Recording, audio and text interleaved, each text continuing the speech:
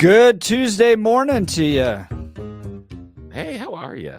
Bill, great to be with you, brother. Good to be with you. How is Tuesday treating you? Second day of the week. How's it going so far? It is the day before Valentine's Day. Oh, yeah, So, gentlemen, get it in order.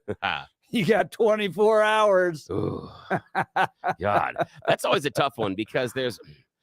Okay, do you do the flowers thing? Gotta ask you real quickly. You got to do the flowers. You Yeah. got to go out to dinner. Now, we won't go out to dinner because it's on a Wednesday, right? That shuts down a whole lot of options. So we'll go out later this weekend. But yeah, take advantage of it. Oh, absolutely. Yeah, I always do, the flowers, do some candy stuff. But my wife and I have been together for quite a while, and luckily, I have been able to lower expectations. Follow me for more tips online. Slowly over time, right? Yeah. Exactly. Turn the temperature down. Yeah, as far as what's expected. Love you, dear. If you're listening right now, don't hold that against me. But Well, good morning to everybody in the Mile High City. 6 a.m. on this Tuesday, February 13th. And do we have Mr. Blake Olson giving us the news? I heard him very briefly. Yeah, I heard him earlier. A second. I know he was there. Oh, no. You're breaking up a little. Robot Blake. Yes, Robot Blake. Now? Yeah, we got you, man. Okay, that's weird. Okay, I didn't even do anything. I just started talking about Valentine's Day and thanking you very much for reminding me, and the microphone went dead. I think that's a message. Yeah, absolutely. I have the double whammy because my wife's birthday is this week. So wow, I got to get it in order. Now, this is just to diverge the show for a second. Okay, Blake, I asked you, do you do those combination birthday Valentine Day gifts? Can you get away with that, or do you have to have two separate? I can. And hopefully she's not listening right now. We have a huge surprise in store for her. I'll tell you about that next. Oh, good. Oh, excellent. Thank you, sir. I'm going to win this week. That's awesome. Good. 30 degrees and clear in Denver, expecting highs in the low 50s on this Tuesday. Jeff and Bill, the 7-10 5-day forecast is coming up. Our top story early this morning, the Senate passed a $95.3 billion aid package for Ukraine, Israel, and Taiwan, pushing ahead after months of difficult negotiations amid growing political divisions in the Republican Party over the role the United States has abroad. The vote came after a small group of Republicans opposed to the $60 billion for Ukraine held the Senate floor throughout the night, using the final hours of debate to argue that the U.S. should focus on its own problems before sending more money overseas. You think? In Lakewood, concerned citizens flooding through the doors at the city council meeting. They're not happy with rumors of Lakewood becoming a sanctuary city. City manager Kathy Hodgson spoke and calmed the nerves of some people, saying that she only met with Denver leaders to see how Lakewood could help at all with the current flood of illegals arriving in Denver. She said that Denver invites surrounding communities to participate with volunteers and donation opportunities, and only if communities are interested. They plan a vote soon on whether the city should continue talks with Denver. The sweeping of homeless camps will continue in the Mile High City during freezing temperatures. The city council failed to override Mike Johnston's veto of the bill to put a hold on the sweeps. City council needed 9 yes votes, but only received 7. Some are hoping to continue discussing the issue in the future. Police in Houston say the shooter at Joel Osteen's megachurch had an anti-Semitic background, and a sticker that read Palestine was attached to the butt of her rifle. Early reports say the shooter, Janesse Moreno, was transgender, but police for now are only saying she identified as female, but used male and female names. Moreno also had a history of mental illness and was involved in a dispute with her Jewish ex-husband. A lot of pundits and critics around the country are calling for the resignation of President Joe Biden, including Salem's Hugh Hewitt. Biden met with the King of Jordan Monday and had a few more uncomfortable moments in that meeting. Despite that, he told reporters a deal between Israel and Hamas is in the works for a 6-week pause in fighting. Biden also warned of the dire humanitarian situation in Gaza, noting too many of the 27,000 Palestinians killed in the fight have been innocent civilians and children. All right, the Nuggets fall to the Bucks last night, 112-95, the final. They take on the Kings tomorrow in Sacramento, and the Avs take on the Caps tonight.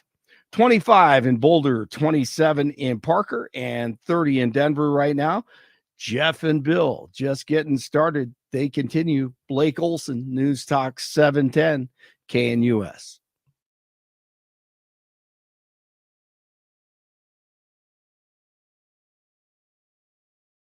Want to take your favorite radio station wherever you go? Well, now there's an app for that. No matter where you are, stream your favorite shows. Tap the app to listen to podcasts. Talk back to your favorite local hosts. At the tone, leave a message. Call the show. Set your alarm. Enter contests and win prizes. All in the palm of your hand. Available now for iOS and Android devices in the App Store or Google Play. And best of all, it's free. Download today.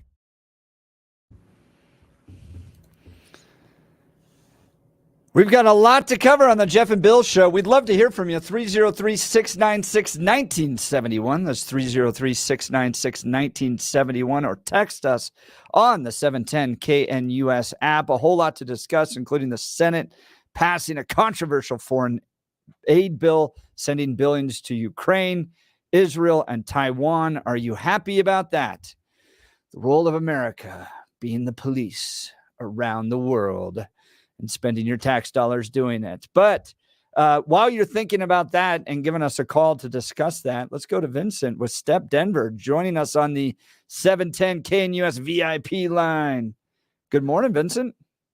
Good morning, Jeff. How are you? We're great. Hey, I want to congratulate you all. I was in the room when you got the big award from the Daniels Fund for your work in the city of Denver. Congratulations. Well, thank you so much for that. Yeah, definitely. So we're going to use that money as we look to expand in the Colorado Springs to help more men down there. So yeah, it's very exciting, and we're very grateful for the Daniels Fund. So that was a huge award. Well, it was a rightfully deserved and earned award with all the work that you're doing. Give our listeners a sense of what Step Denver does, because with all the issues that the city of Denver is facing, I think it's absolutely critical for people to understand the good work, the lives that you are changing in the city of Denver. Well, yeah. So Step Denver was founded in 1983, and we are a peer recovery community that helps men with no resources, nowhere else to turn to take the first step towards recovery. So we're built on a strong foundation that starts with our unique peer support recovery model that is centered around the 4 pillars: the sobriety, work, accountability, and community.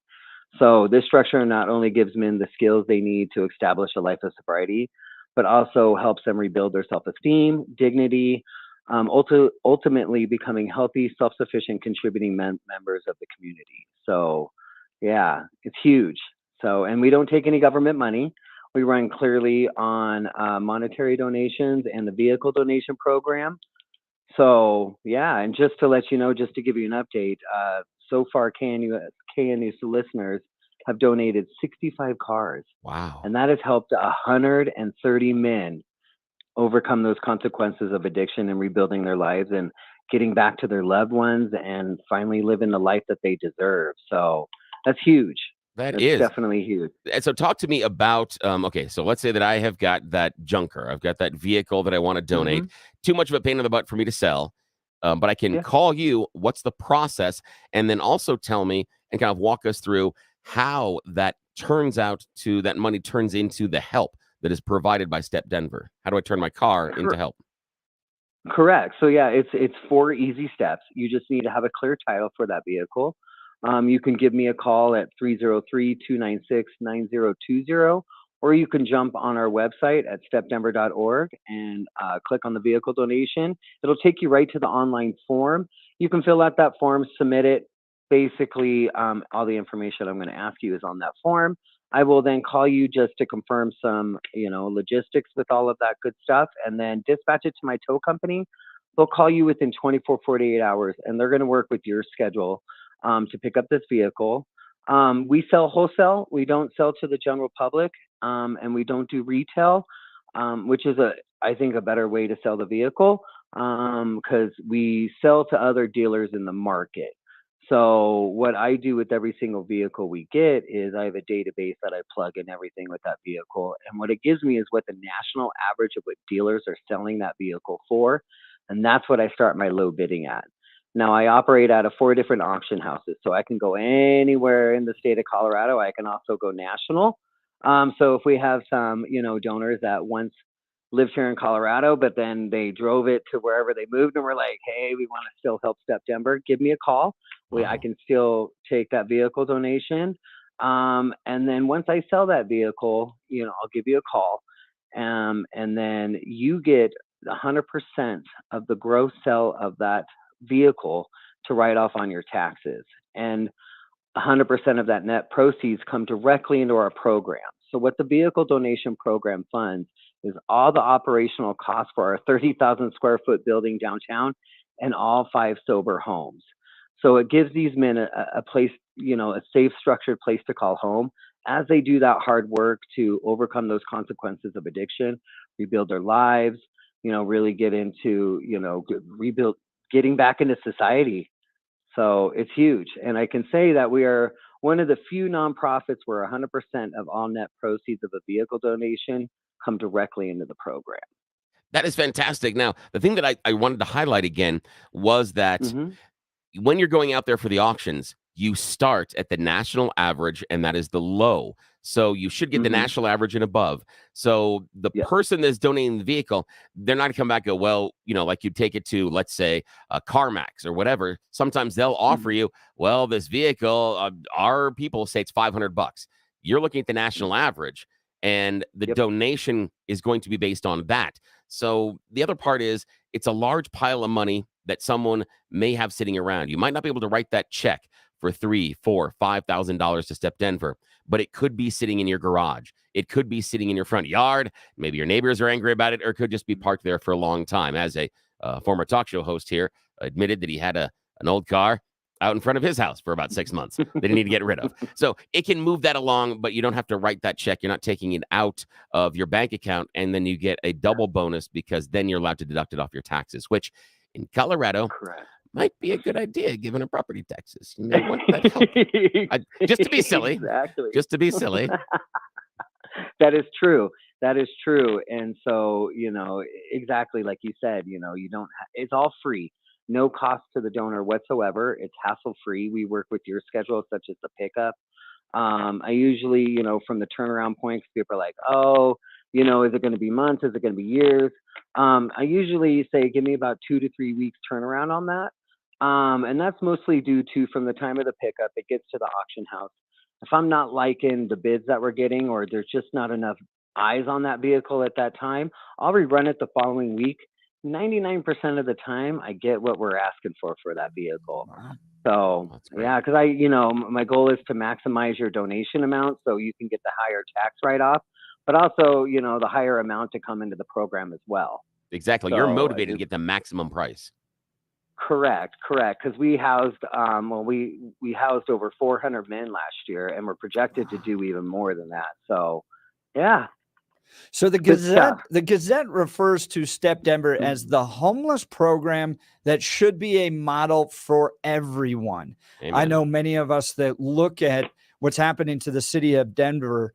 You're conflicted. On one hand, you want to help people. You have a natural compassion towards people. You see people out on the side of the streets. You want to do something to support them, but that what they're most likely facing, not in all cases, but in a majority of them, is some form of addiction. And so if you're giving them money on the side of the street, sometimes you're just kind of facilitating that. That's why Douglas County said, organize the campaign to really make sure that we're not doing that. We're not adding to people's addiction. But Step Denver is the program that is working.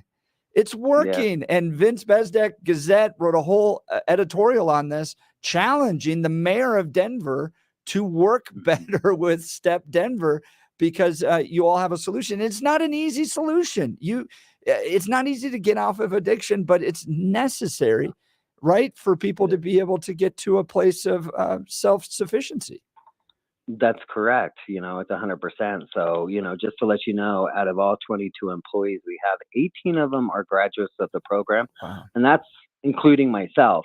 I just celebrated 6,939 days in long-term recovery. And, Wow. I've been in and out of rehabs for many years, those high-end, the $30,000 ones to, in and out of these inpatient treatment programs. And this program worked for me because it allowed me to work my program. September gives the men the tools, to rebuild that home of life. But you got to build it, and it's up to you. And it's highly motivated men in our program. And, speaking for myself, that's exactly what I needed. I needed myself to actually pick myself up and rebuild my life. So it's definitely one of the solutions to the problem. And, exactly like you said, majority of the homeless community out there are addicted to drugs. And, if you work on the sobriety first, the housing will come second. You really got to get over the drug addiction and really rebuild your lives and get into that long-term recovery. And then everything else will fall in place.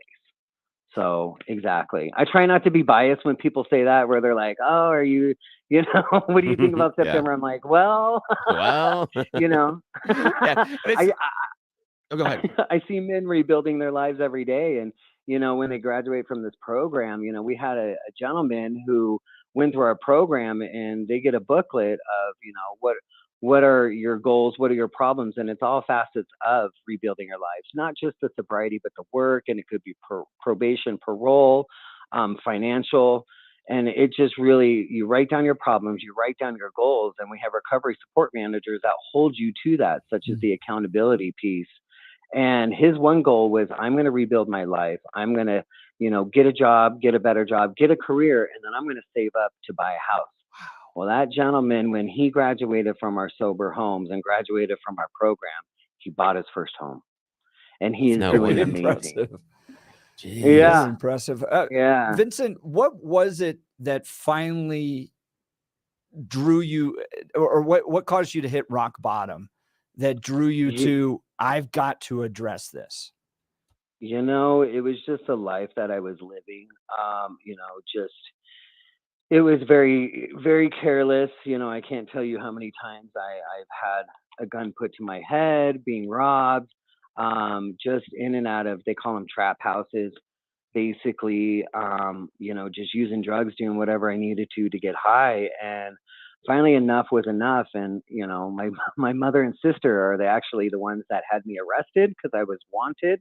And so I would show up at my mom's house every 6 months, maybe a year, just to let her know I was alive. And my sister finally made the call to the police and said, "Come get him."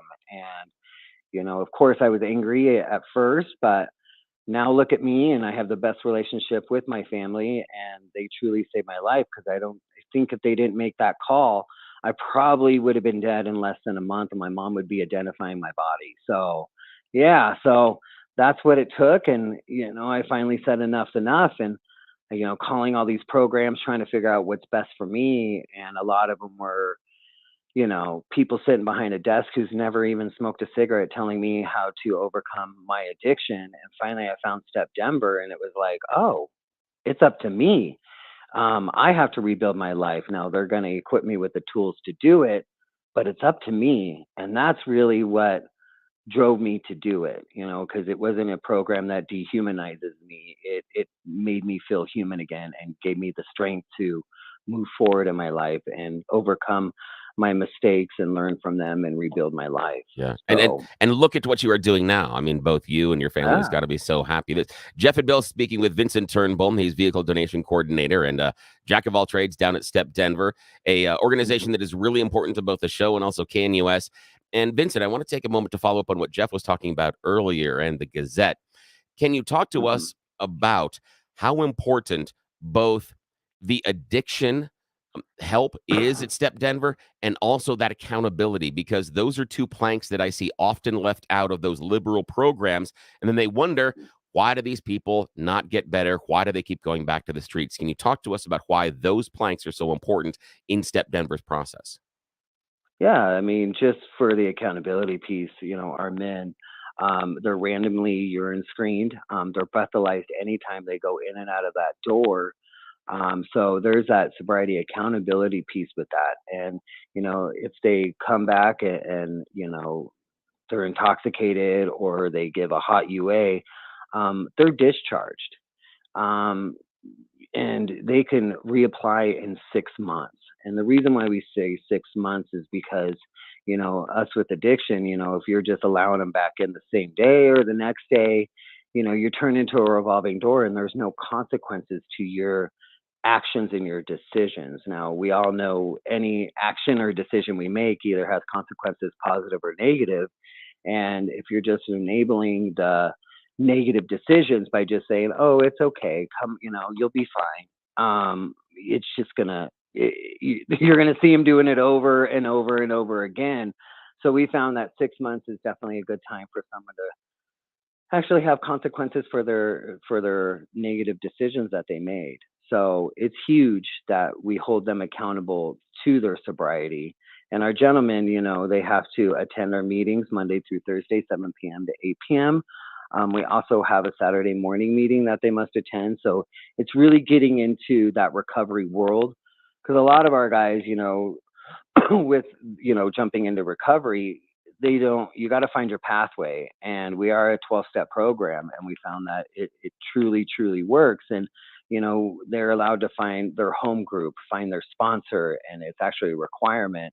And as they start moving through the program through the different phases, they're, instead of the in-house meetings, not all of them, but maybe 2 in-house meetings, but then go to 2 outside meetings. So as they're working through our program and they transition out into the world on their own, they've built up that outside community, that recovery community. They have that sponsor. So, I think a lot of these programs just do so much in-house, and then okay, good, you're, 30, 60 days, 90 days, congrats, okay, good luck. And then there's just no outside support.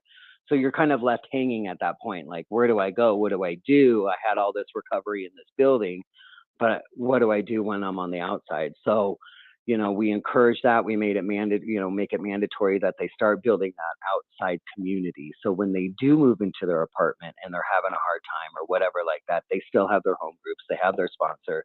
They have their recovery friends that aren't their stepbrothers, that they can lean on, talk to, and just really, so they can keep that pathway of long-term recovery. That's our goal. Yeah, and I can attest to the idea of holding them accountable because radio legend Peter Boyles always tells the very powerful story of one night. It is a blizzard outside, and he gets a phone call from a really good friend, and the friend's son is going through addiction problems and is at Step.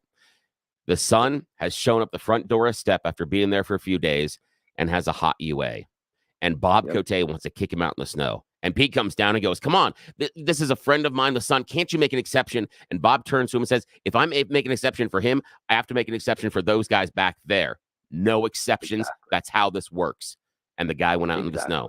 That's it. It's accountability. Yeah, you're right. Exactly. I mean, discharging is one of it comes with the job, but it's definitely one of the hardest parts of our job that we have to do.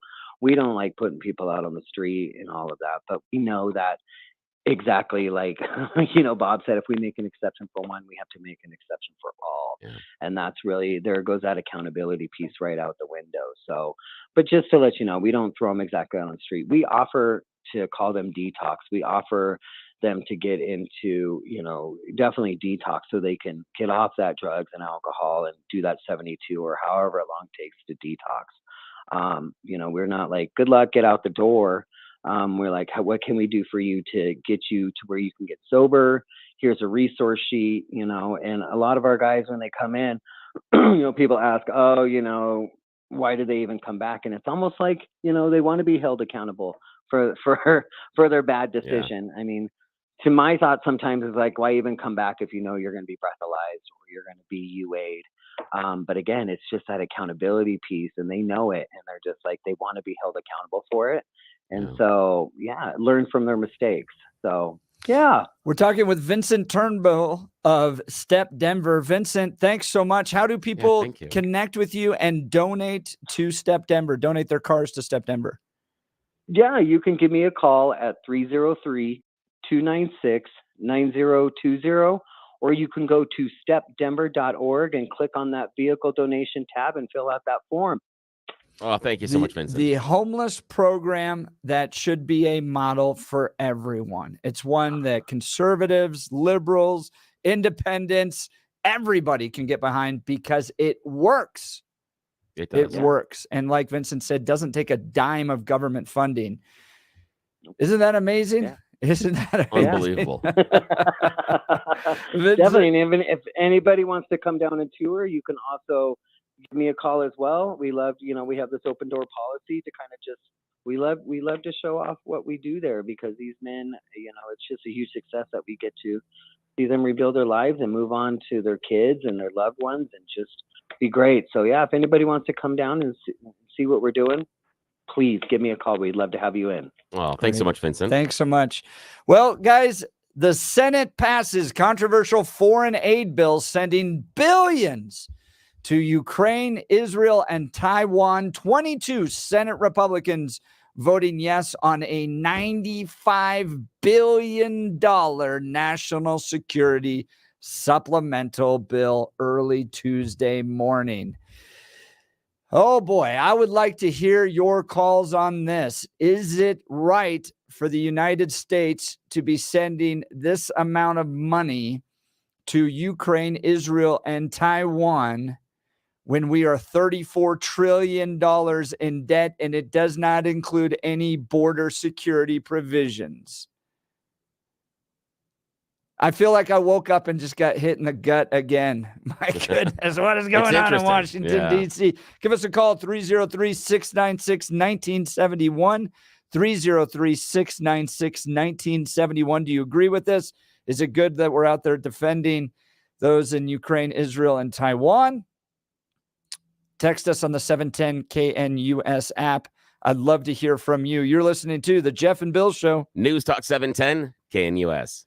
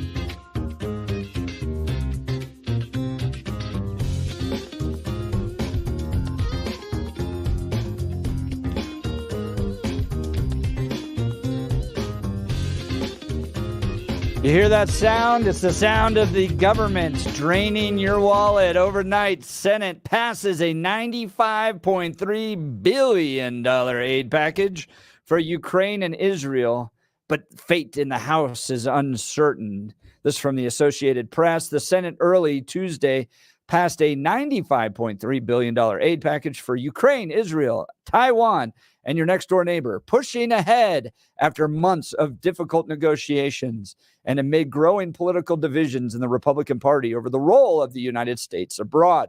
The vote came after a small group of Republicans opposed to the $60 billion for Ukraine held the Senate floor throughout the night, using the final hours of debate to argue that the U.S. should focus on its own problems before sending more money overseas. But 22 Republicans voted with nearly all Democrats to pass the package 70-29, with supporters arguing that abandoning Ukraine would embolden Russian President Vladimir Putin and threaten national security across the globe.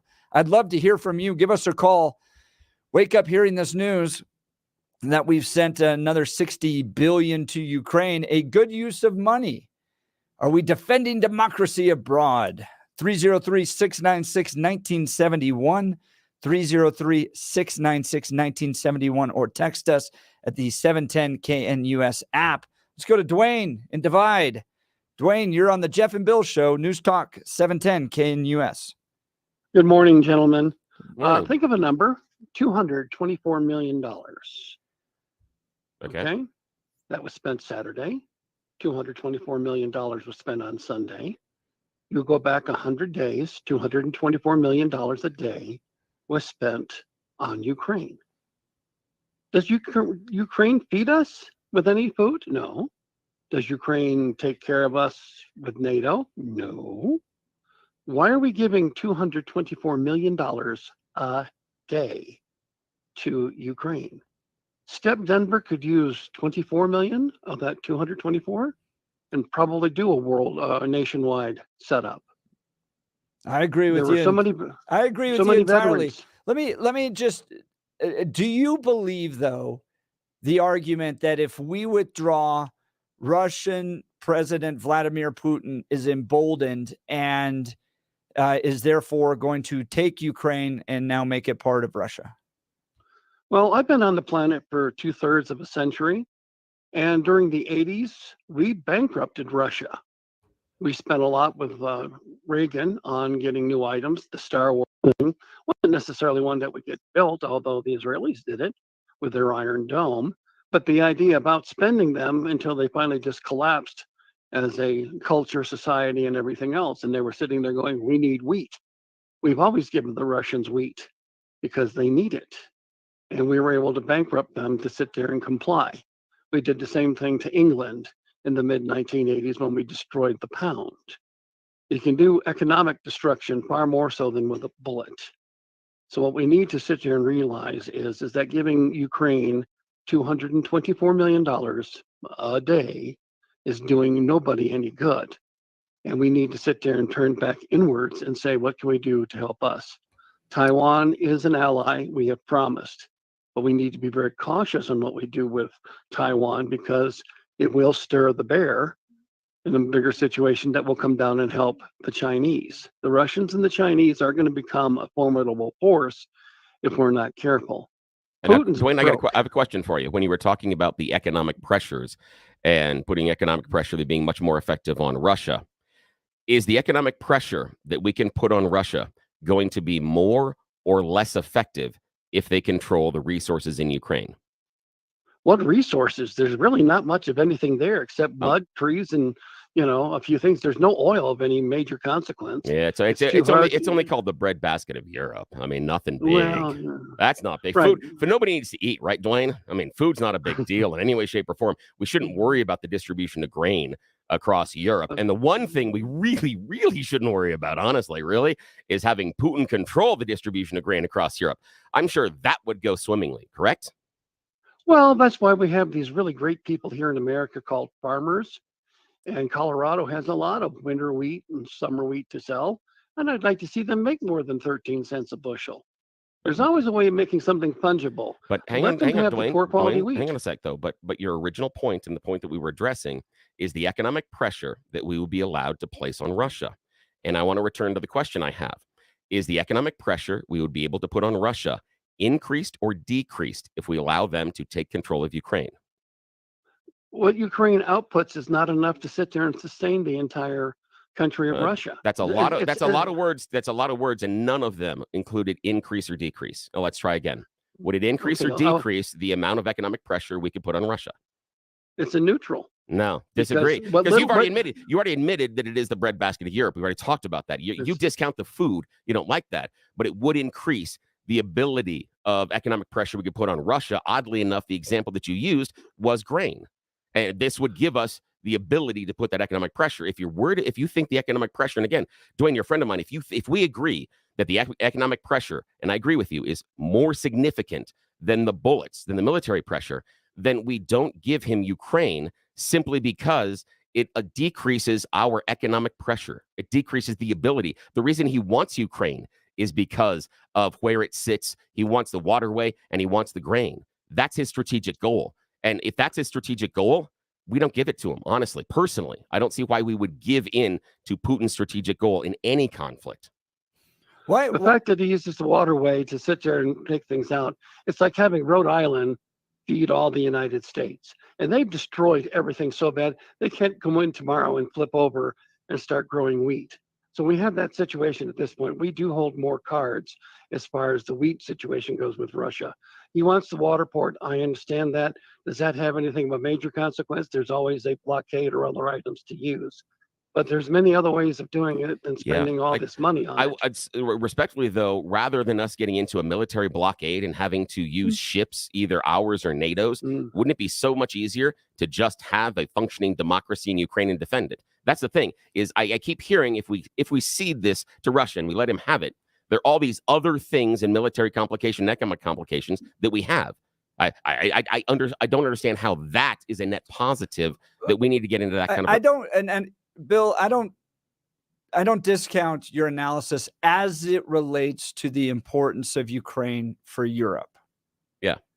Why is it so critical for the United States to serve that role of sending $60 billion? Do we know how much the other countries, if this is so critical to Germany, to France, to England, to Spain, do we know the amount of money they're sending to defend? I do not have that in front of me, but I know they're sending money and they have contributed other things. So that's my. I don't discount your analysis with regards to what Putin may be trying to do with Ukraine. I don't trust his interview with Tucker Carlson, where he said, well, this is historical. He goes back to the 6th century and makes this argument that somehow they should be Russians, that type of thing. I just wonder why it's my job to have to spend my tax dollars defending something that is not necessarily critical to my life. It's interesting that this discussion evolves into a protectionist argument, and that's what we have. Right. And Dwayne talked about it earlier, that the idea that we need to roll up our drawbridges and only concentrate on what's going on here, which is a wonderful argument if we exist in 1936. In 2024, it's, I wouldn't say obstinate, but I would say obtuse, because this is a global economy and it functions. The idea that we can pull up our drawbridges and ignore what happens either economically or politically elsewhere in the world is a fool's errand. The world doesn't function that way. Dwayne, you want to respond to that? Well, yes, in a way that there was a ceasefire available last year, but the Biden administration squashed it. And it would have worked out situations where we would have had restrictions for Russia and everything else. And the Biden administration squashed it because, whatever reason, they continue to fund. But this is basically World War I all over again. They're just killing each other and destroying everything around themselves. And as far as protectionism goes, I don't see where we need to draw up the bridges and everything else. I'm not saying that. But what I'm saying is that we need to sit there and kind of, I don't know, I'd rather buy something for the house that's a positive as opposed to something that continually leaks. And That's a right good now, point. Ukraine is a leaker. Yeah. And I would like to sit there and find some way that we can plug the leak. Yeah. There's got to be a way. I mean, come on, folks, it's 2024. Can we not find a couple of guys to sit down in a room on both sides and go, you know what? If you work with me on this, I can work with you on that. We don't need to spill blood all the time. You know, Dwayne- Dwayne, I think you and I could be that guy along with Jeff sitting in that room in order to do it. We are closer than we are apart on this one, because I think that the end goal, we're both looking at it, although our definition of how the house is leaking is a little bit different. But man, I appreciate you. Dwayne, That was a thank really you good for the conversation. call. Thank you so much. $95.3 billion aid package passed overnight, including $60 billion for Ukraine. Tony, we'll get to you. Dwayne's line is open now, 303-696-1971. Before I get to Tony, guys, it's hard to believe, but tomorrow is Valentine's Day. And if you're panicking, we got the perfect gift for you. You need a gift for your wife or sweetheart. Naturally, candy, flowers, or a fancy dinner come to mind. But this year, get her something she might really need and would not buy for herself. Buy her a few hours of peace and relaxation with a gift package at Beau Visage Skincare and Spa. It's what I got Nicole. Let's face it, women love to be pampered. And after 38 years, no one does it better than Beau Visage. Guys, this place is terrific. They have 2 beautiful facilities specializing in luxurious services like fabulous European facials, soothing massages, and much more. All designed to give your special lady a wonderful experience. Plus, they have gift packages to meet anyone's budget. And it's easy shopping for you. Just call 303-779-5002 or online at bvspa.com. This Valentine's Day, send your special lady to Beau Visage, 303-779-5002 or bvspa.com. That's 303-779-5002 or go to bvspa.com. Let's go to Tony. We got about a minute. Tony, what do you think of this aid package? Well, I'm sorry, we only have a minute. It's the right thing to do. We're really repeating where we were in 1940. There's always been an isolationist wing in the Republican Party. And back then, the argument was, you let Hitler have his way. Let him do what he's going to do. We don't care. It doesn't affect us. Now, in hindsight, we can all say that would have been a terrible strategy, which Roosevelt, rejected, and then every president beyond Truman, Eisenhower, Reagan, Obama, all have rejected that notion. We have a responsibility.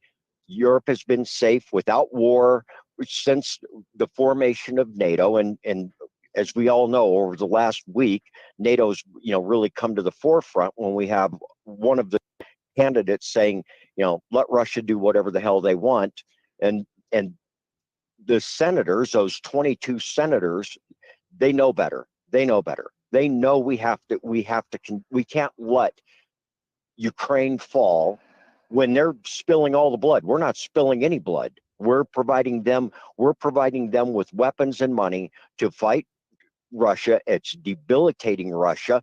We led the entire Western world, along with the democracies in the Pacific Rim, into supporting Ukraine. We led them, and then we've walked away, and that would have been a disaster. And these senators understand that. Now, if it may not get through the House, but at least they can put pressure on the House, because we can't let Ukraine fall.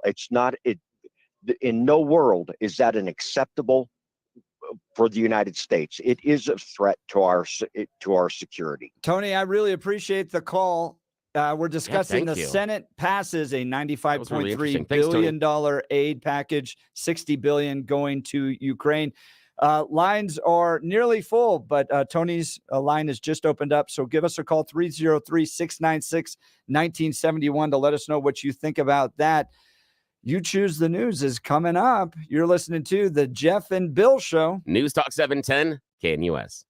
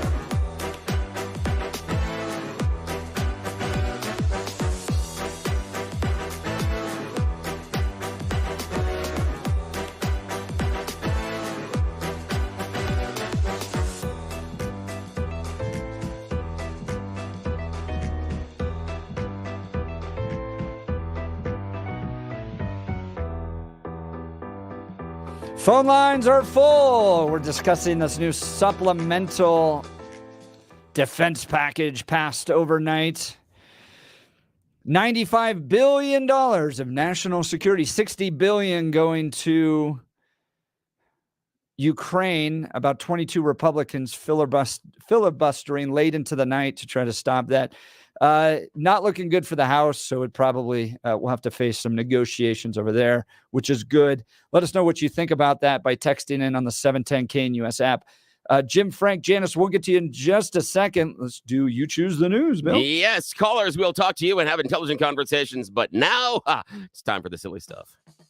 Yes, it is time for everybody's favorite fake radio news game show. You Choose the News. We have scoured the interwebs for mere moments this morning to find really dumb stories, giving them stupider headlines. That's a real word. To play this fake radio news game. All righty, sir. Choose carefully today. There's a landmine here. All righty, your choices are headline number 1. Small business marketing plan leads to criminal charges. Headline number 2. What could go wrong? Botany edition. Headline number 3. Because we've obviously mastered this technology. And headline number 4. Evolution of modern sports or a stupid fad.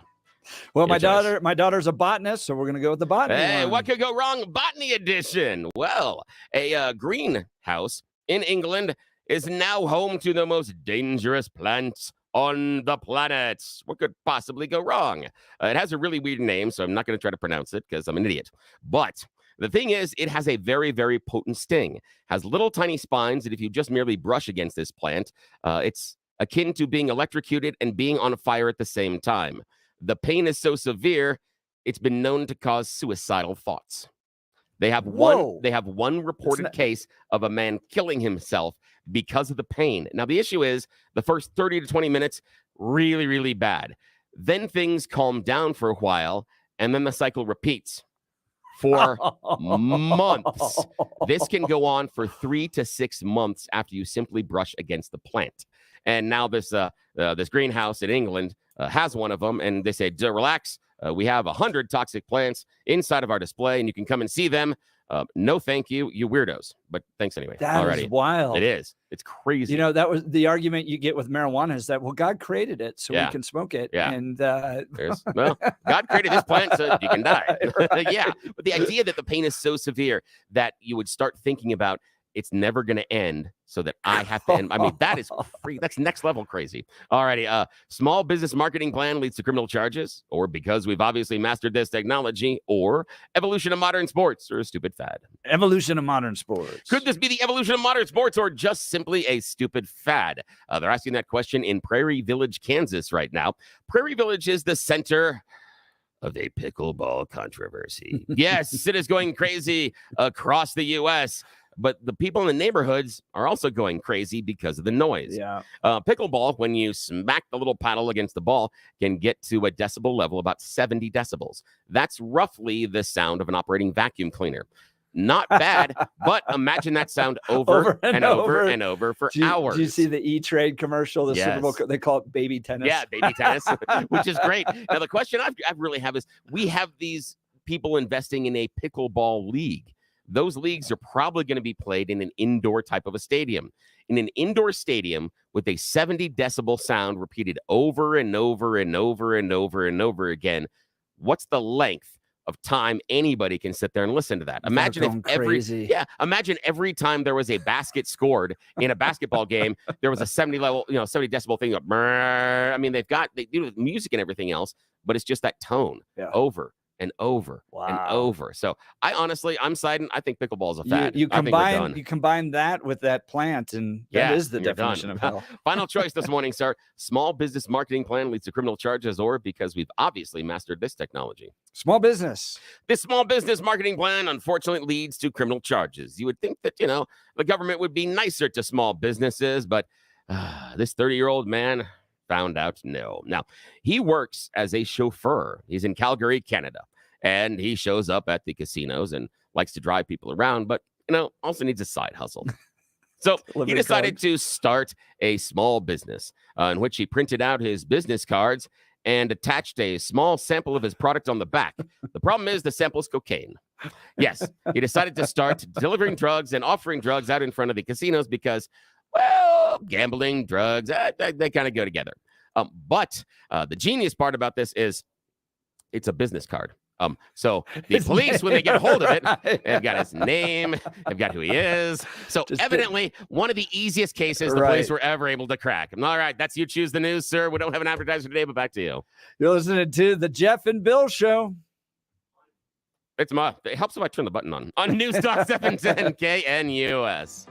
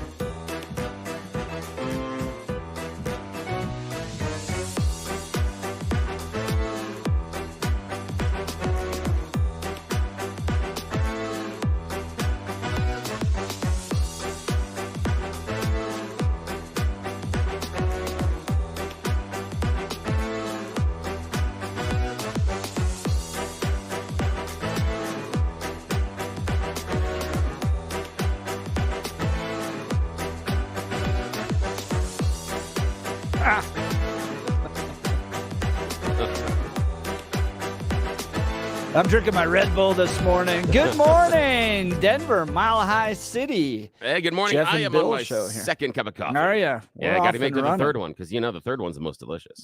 That's all the real true coffee drinkers. They know that one. Yeah, my friends. 7 a.m. on Tuesday, February 13th. Jeff and Bill show. Let's go to Blake with the news. All right, guys. Good to talk to you. 29 and clear in Denver, expecting highs in the low 50s today. The 7-10 5-day forecast is coming up. Our top story early this morning, the Senate passed a $95.3 billion aid package for Ukraine, Israel, and Taiwan. The vote comes after a small group of Republicans opposed to the $60 billion for Ukraine held the Senate floor through the night, using the final hours to debate, to argue that the U.S. should focus on its own problems before sending more money overseas. But 22 Republicans voted with nearly all Democrats to pass the package 70-29. The sweeping of homeless camps will continue in the Mile High City during freezing temperatures. The city council failed to override Mike Johnston's veto of the bill to put a hold on the sweeps. City council needed just 9 votes or 9 yeses, but only received 7. Some are hoping to continue discussing the issue in the future. Vincent Turnbull from Step Denver joined Jeff and Bill this morning. They do amazing work helping men, including homeless men with addiction, and he has great perspective on the homeless problem in Denver and across the country. Majority of the homeless community out there are addicted to drugs, and if you work on the sobriety first, the housing will come second. You really got to get over the drug addiction and really rebuild your life. And then everything else will fall in place. KNUS listeners have donated 65 cars the past year and helped 130 men in the city. And this is one of the great ways to fight the homeless problem.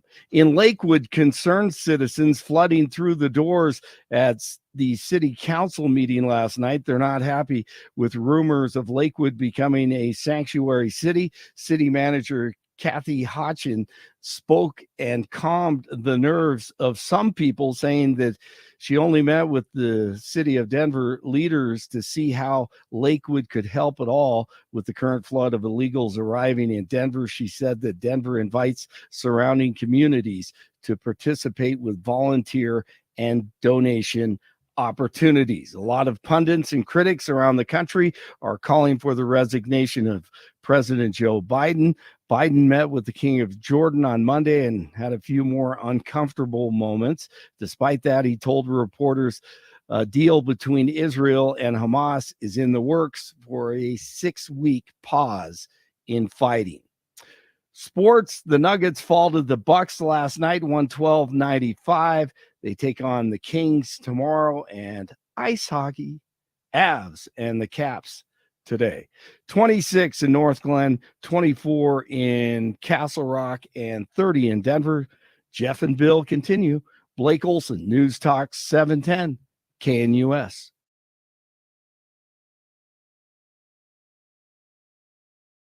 Want to take your favorite radio station wherever you go? Well, now there's an app for that. No matter where you are, stream your favorite shows. Tap the app to listen to podcasts. Talk back to your favorite local hosts. At the tone, leave a message. Call the show. Set your alarm. Enter contests and win prizes. All in the palm of your hand. Available now for iOS and Android devices in the App Store or Google Play. And best of all, it's free. Download today.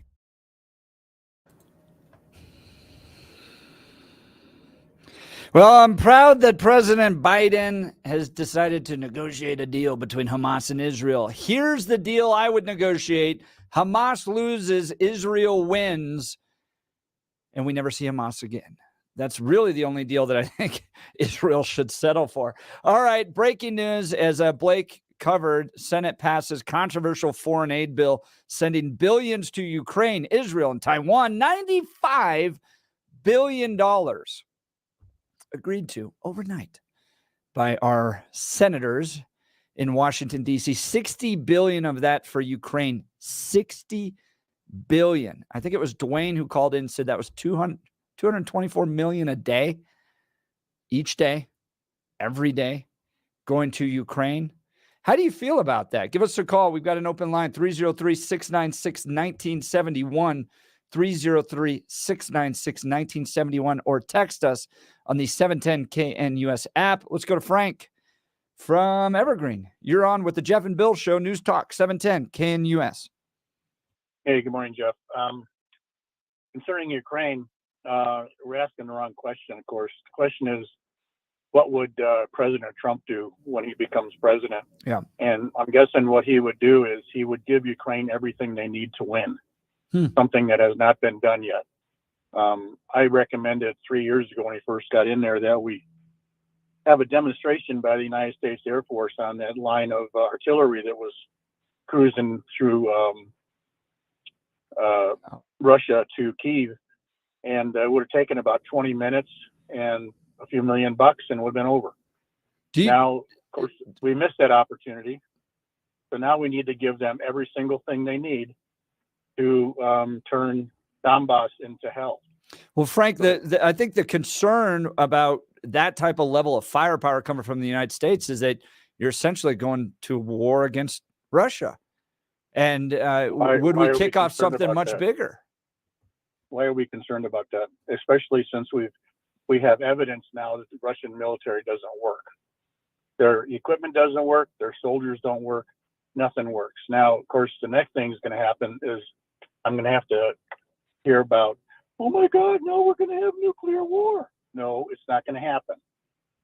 But I don't want to go to war with Russia. What's the point of going to war? Why would I spend American lives to go to war against Russia for Ukraine? What American lives are we spending? I didn't say American But you just said we're going to use the power of the Air Force, of the U.S. Air Force. I said, let's go back. What I said was, initially I said, let's have a demonstration by the U.S. Air Force. We wouldn't lose anybody. Maybe a few pilots would be over Russia, but some people think Russia's got this fancy schmancy defense system that we couldn't penetrate. I'm sorry to tell you, but they don't have anything that we can't penetrate. So it needs to get over. I mean, I'm not crazy about sending all this money over there, but we need to make it end. And that's what I believe Trump is talking about doing. I haven't consulted with President Trump, but I believe that's something he would do. He'd threaten Russia with destruction of Donbass, and then and if they didn't move, then he'd probably have a demonstration, and they'd probably just do it, which would make sense. Get the thing over with, get out. Now, Frank, I want to return to the beginning of the conversation where you had the assumption that President Trump would do anything he could to defend Ukraine. I want to ask how you come to that conclusion, given some of his statements recently about NATO allies, etc. Well, you may think that was my assumption, but that wasn't my assumption. Okay, sorry, my apologies. So my belief is that Trump is not a warmonger like virtually every president we've had in modern days, and Trump wants the thing over. He doesn't want to lose, because losing is not his thing, and he wants to get it over, and we need to get it over and move on. And Frank, let's stop there for a sec. Is the get over and move on that Trump would choose defending Ukraine or to give Ukraine to Russia? What do you think his play would be? I think that what the media is saying, and again, it's the wrong question, but what people are saying is, oh, he's just going to give Ukraine to Russia. No, he wouldn't do that either. What I'm saying is he would do what I just said, and that is he would give Ukraine what they need to win, and win they would. How do you come to that conclusion? With respect, how do you come to that conclusion, given his statements about NATO, that he said if NATO allies weren't paid up, he wouldn't defend them? Ukraine is not a NATO ally, nor are they paid up. We have on the Trump ledger sheet, there's no asset there for Ukraine. So what's the benefit to Trump? Where do you get your news from? MSNBC or CNN or what? You realize that was intended tongue in cheek, right? I mean, did you get that part or no? I took the statement during the campaign that he said he wasn't going to, if they weren't paid up, he wasn't going to defend NATO allies. So now I'm supposed to go through Trump's statements and decide what ones are tongue in cheeks and what ones are actual facts. No, you need to do that with everybody, not just Trump. Yeah, but I don't see why it was tongue in cheek. The way that it was delivered, he seemed to be very happy about it and was cheered. No, we differ on that then. With regards to Trump's statement about NATO, it was a response to leaders from NATO saying, if we don't pay up, and Russia attacks us, what are you going to do? It was a threat back to the United States going, well, what happens if we don't pay up and we get attacked? I disagree Are you with that. really not going to defend us? I fundamentally disagree with that. And Trump said, I'm not going to defend you. If you guys aren't going to pay up, he's no good. Have you read The Art of the Deal? No, don't need to. Don't care. If you, I don't. He could very well be the next president of the United States. If you want to understand how Donald Trump thinks, read The Art of the Deal. It gives you insight into how he thinks. With respect, I understand how Donald Trump thinks. I have more than enough information that is available on the table for me to be able to discern it without reading that book. And what I go back with the statement that you made about the NATO person, that is a story of which we have nothing confirmed. We have Donald Trump saying a NATO member of a large ruler of a large NATO country came to him. Oddly enough, given his usual descriptions, this man didn't have tears in his eyes or tell him how wonderful he was, because that's normally what happens when he tells you stories. However, in this instance, hang on, wait, Frank. In this instance, I know, but in this instance, he says this NATO person came to him, and he said, given that question, this is how he would respond. Yes. That's not tongue in cheek. That is Donald Trump laying out how he would respond. I don't think it's tongue in cheek. I think it's a response to a threat that, we're not going to pay and you're still going to have to defend. How is that a threat? Frank, did you hear that question? Is that statement that is it's a total threat? Is Jeff accurate in calling that a threat? Do you think it's a threat, Frank? Billy, we get that you hate Trump. Okay. So, that's just a ridiculous question. Well, no, that's Jeff's president. No, Frank, with respect, that's Jeff's premise. Yes. That was a threat. I'm asking you if you agree with him. Was the story that Donald Trump told a threat from a NATO ally? Not against the United States. It was a threat to the idea that the United States wasn't going to respond if a NATO ally was attacked and NATO countries didn't pay their fair share. That wasn't the statement made by the president. It was a threat. I'm not sure what to call it. It's a conversation. Is it a threat? I mean, do you realize how much stuff we got in Europe right now? If something started over in Europe, what are we going to pull our people out? Give me a break, man. It's just ridiculous. It's a ridiculous conversation. Okay. Now, and I'm like I said, we get that you hate Trump and you can't understand when he's trying to make a joke. We got that. Well, hang on a sec. Wait, Frank. When you're characterizing it, that you think that that a personal, aspersions here aside, Jeff doesn't think that it was a joke or tongue in cheek, but you're only taking shots at me. So hang on a sec here. If you're saying that, you're saying both of us, and then he's a huge Trump supporter. That's not fair. Your characterization that I'm obfuscating what Trump is obviously joking about simply because of a personal bias is not fair in this conversation. I'm guessing that Jeff doesn't believe it was real either, and Jeff's just having the conversation. I think that was real. I think this is how he's negotiating with NATO. Being, would he really not support another country if they were attacked? That's the real part, and the answer is, of course, it's not real. It's absurd. So the president, the guy that wants to be president again, is making absurd statements about foreign policy. I'm not certain that is the strong argument to reelect him that you think it is. It has nothing to do with my argument to reelect him. He was a great president. He'll be a great president again. Notwithstanding a few tweets that people can't seem to handle. What can I say? I mean, that has nothing to do with it. I guarantee you that if somebody attacks America while Trump is president, they will pay. Matter of fact, you may recall that when the military is always wargaming all over the world, right? Yeah. On computer and everything else. And I remember when they ran a war game during the Trump administration, trying to see what's going on with China and Australia and all that stuff over there. And somebody said, and I guess we fought them to a draw in the war game, or close to a draw. And somebody asked Trump about that war game, and Trump said China would pay dearly for that. That was the only thing he said. That was a fact. China will pay dearly for that.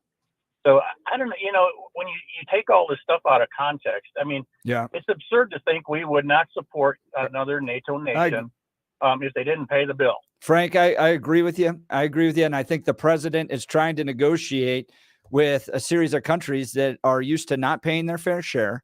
and we're fine going, well, what are you going to do, right? You're going to let us get attacked. You're going to let Putin. And I appreciate that the president is standing up for the taxpayers of the United States, saying, hey, you're not going to pay your fair share. You want to risk that? Point of information. Go ahead. The constant reference that President Trump is making about having the UN, NATO countries pay their fair share, that was negotiated in 2014, 2 years before President Trump was in office. So again, if it's this great movement that President Trump is taking, it would need to be done when Trump was in office. It can't be done in the previous administration, oddly enough. But thank you, Frank. Appreciate the phone call. I hope you call back again, because that was a fun conversation, man. You're my friend. Senate passes $95.3 billion aid package for Ukraine and Israel. Some good text messages coming in. The major issue with the Ukraine funding is that we have no idea how the money's being spent. Do you feel like you have a fair understand where the money's going? In about at least 60 to 70% of it, yeah. I think we have a very good idea. There is some stuff that goes on as far as bulk money that ends up in Ukraine that we do have very few constraints on. I will point out that, yes, we did find a bribery and illegal scheme to try to steal $40 million, but luckily didn't go through. We found it beforehand. But that pretty much takes place in many, many war theaters. So we should be looking at more constraints when the money gets to Ukraine. But about 60% of the aid money that we are allocating right now is spent in America, on American countries, or in Americans, and we have accounting for that. So there is some idea there as far as where the money's going. 40% is still a lot of money. Yeah, it is. Yeah, that we don't know where it's going. But I think it's a fair critique. Yeah. I think it's a fair critique. Let's go to, is it Cormac in Highlands Ranch? Hey, Cormac, you're on the Jeff and Bill Show, News Talk 710 KNUS. Thank you. I just dialed through and caught you guys, and certainly it was a lively discussion with Frank. The human language has a whole lot of complexities, so not everything is a literal statement, and certainly not when it's relayed by Donald Trump.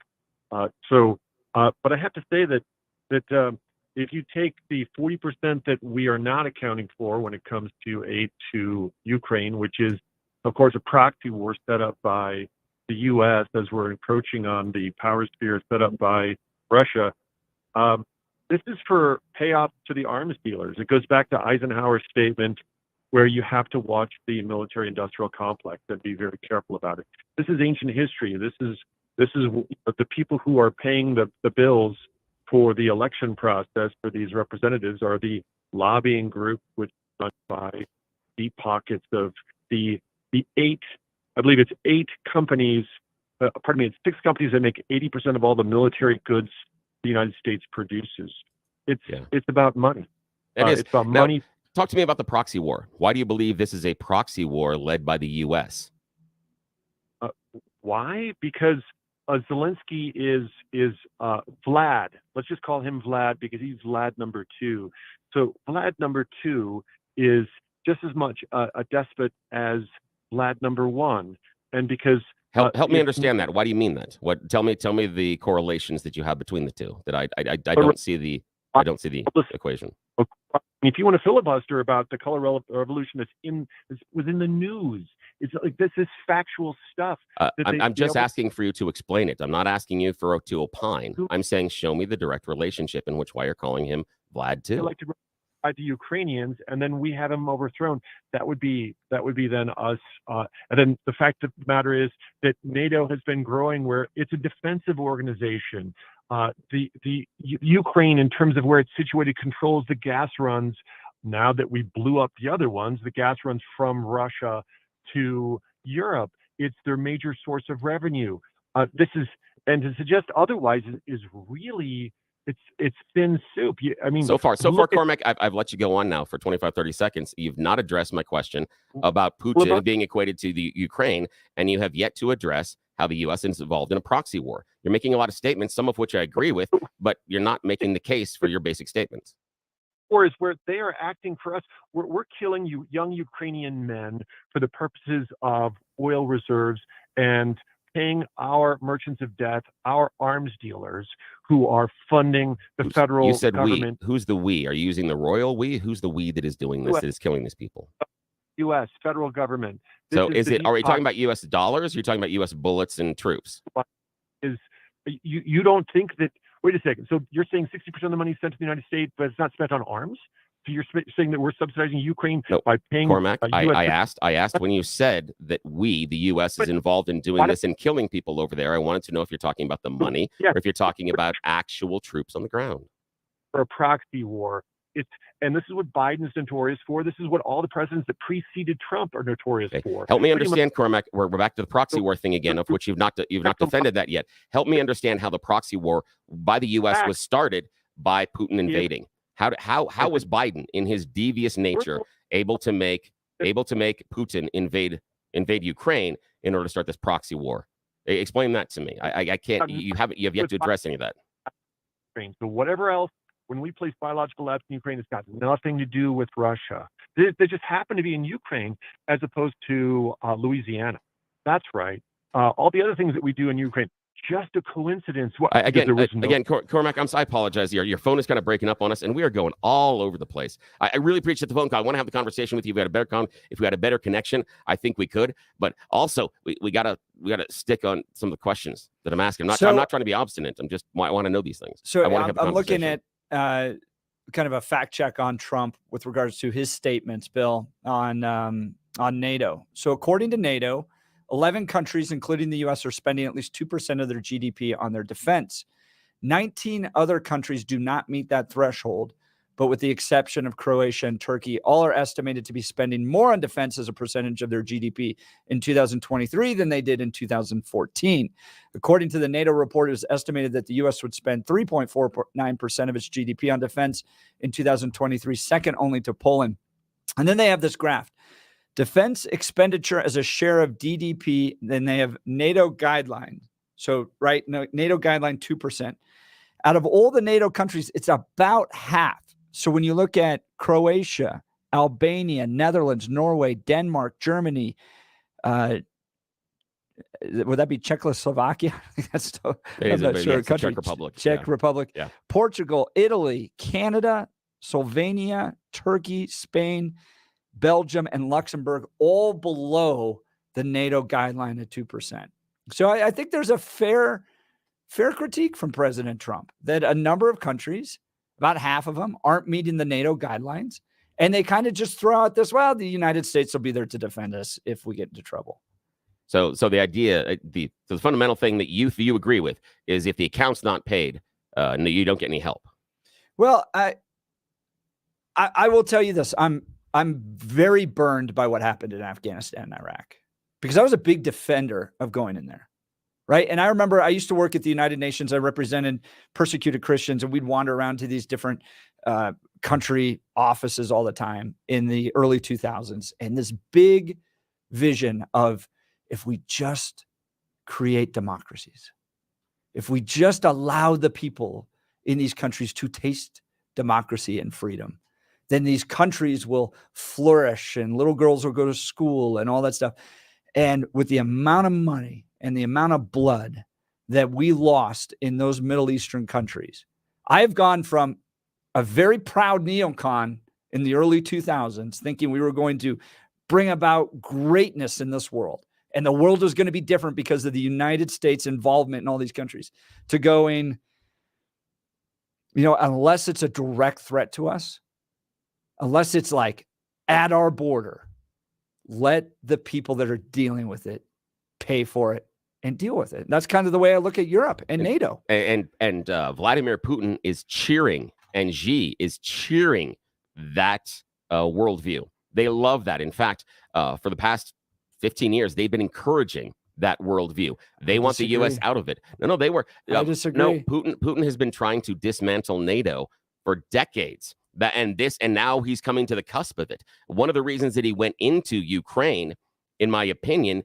is because he already had a weakened NATO. He didn't think that Biden was going to be able to rally NATO behind him. If President Trump was in that office, President Trump would have asked the question that he asked this weekend. Who's paid up? And if you guys aren't, then you're on your own. And I'm going to let Russia do, quote, whatever the hell they want to you. That's an interesting phrase. The other part is I was not in favor in either of those two wars. But the question I have is, if you were so gung-ho about going and building democracies, what has happened that you now are unwilling to even defend one? We have a functioning democracy. We're not trying to create that or anything else. Ukraine is a functional democracy. And now we've switched the other side that we don't have to defend that at all. I think there's a lot more to these nations and to these cultures than anything that the United States can put into it. But they have a democracy. They have a democracy, though. That's my question. They have a democracy. I think that's it one is functioning. aspect. I think that's one aspect. I think that culture is almost just as big. And frankly, if you want to defend it, do it yourselves. That's my opinion. All right. So let me tell you, though, about a real, true patriot that came from a communist country, Mitch Floria, with the art of granite, and why you should give him a call. I went over there and met with him. He came from Romania when it was a communist country, came to America legally, went through the whole process, and has built a wonderful company. He's got the Constitution, Declaration of Independence, all right there in his office. Really a remarkable man. So if you're going to spend your money, spend it with him at the Art of Granite, where together the perfect kitchen, bathroom remodel is for you. Quality craftsmanship. Mitch is such an expert and craftsman that he can turn granite, quartz, marble, and other materials into a true work of art right in your home. Superior service from single residential installations to large-scale projects. Mitch and his team's attention to detail is unmatched. They will listen to you and get you what you need. Great value. Mitch provides granite from his own warehouse in Denver West at wholesale prices with no markup, so you can get the most for your budget. I've toured his showroom. It's beautiful. Mention KNUS and receive a bathroom countertop free with the purchase of your fantastic new kitchen countertops, or get a kitchen or bathroom sink free with the purchase of any countertop package. Schedule a consultation with Mitch and visit his beautiful showroom in Denver West, or call Mitch at 303-386-5919, or you can visit his website at theartofgranite.com to start dreaming about your new countertops. That's theartofgranite.com. Next, we're going to get to Natalie Menton of Lakewood on what the city of Lakewood is doing in Jefferson County and who they're paying to try to get more of your tax dollars. You're not going to want to miss it. You're listening to the Jeff and Bill Show. News Talk 710 KNUS.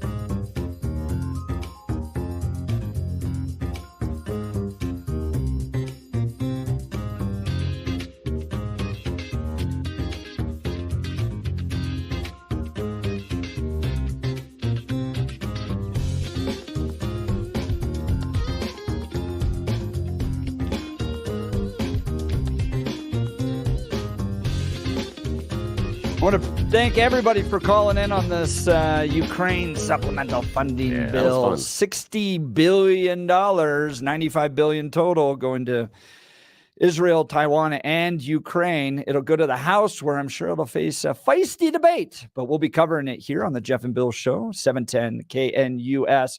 So I heard this story on Channel 4 the other day, and my friend Natalie was kind of somebody that helped expose everything that's happening, not only in Jefferson County, but in other counties as well, where the government is paying liberal kind of leftist campaign managers to go out there and run campaigns essentially to debruce, take your tax dollars. So they're paying leftist strategists, but it gets really bad in Jeffco. Listen to this news story.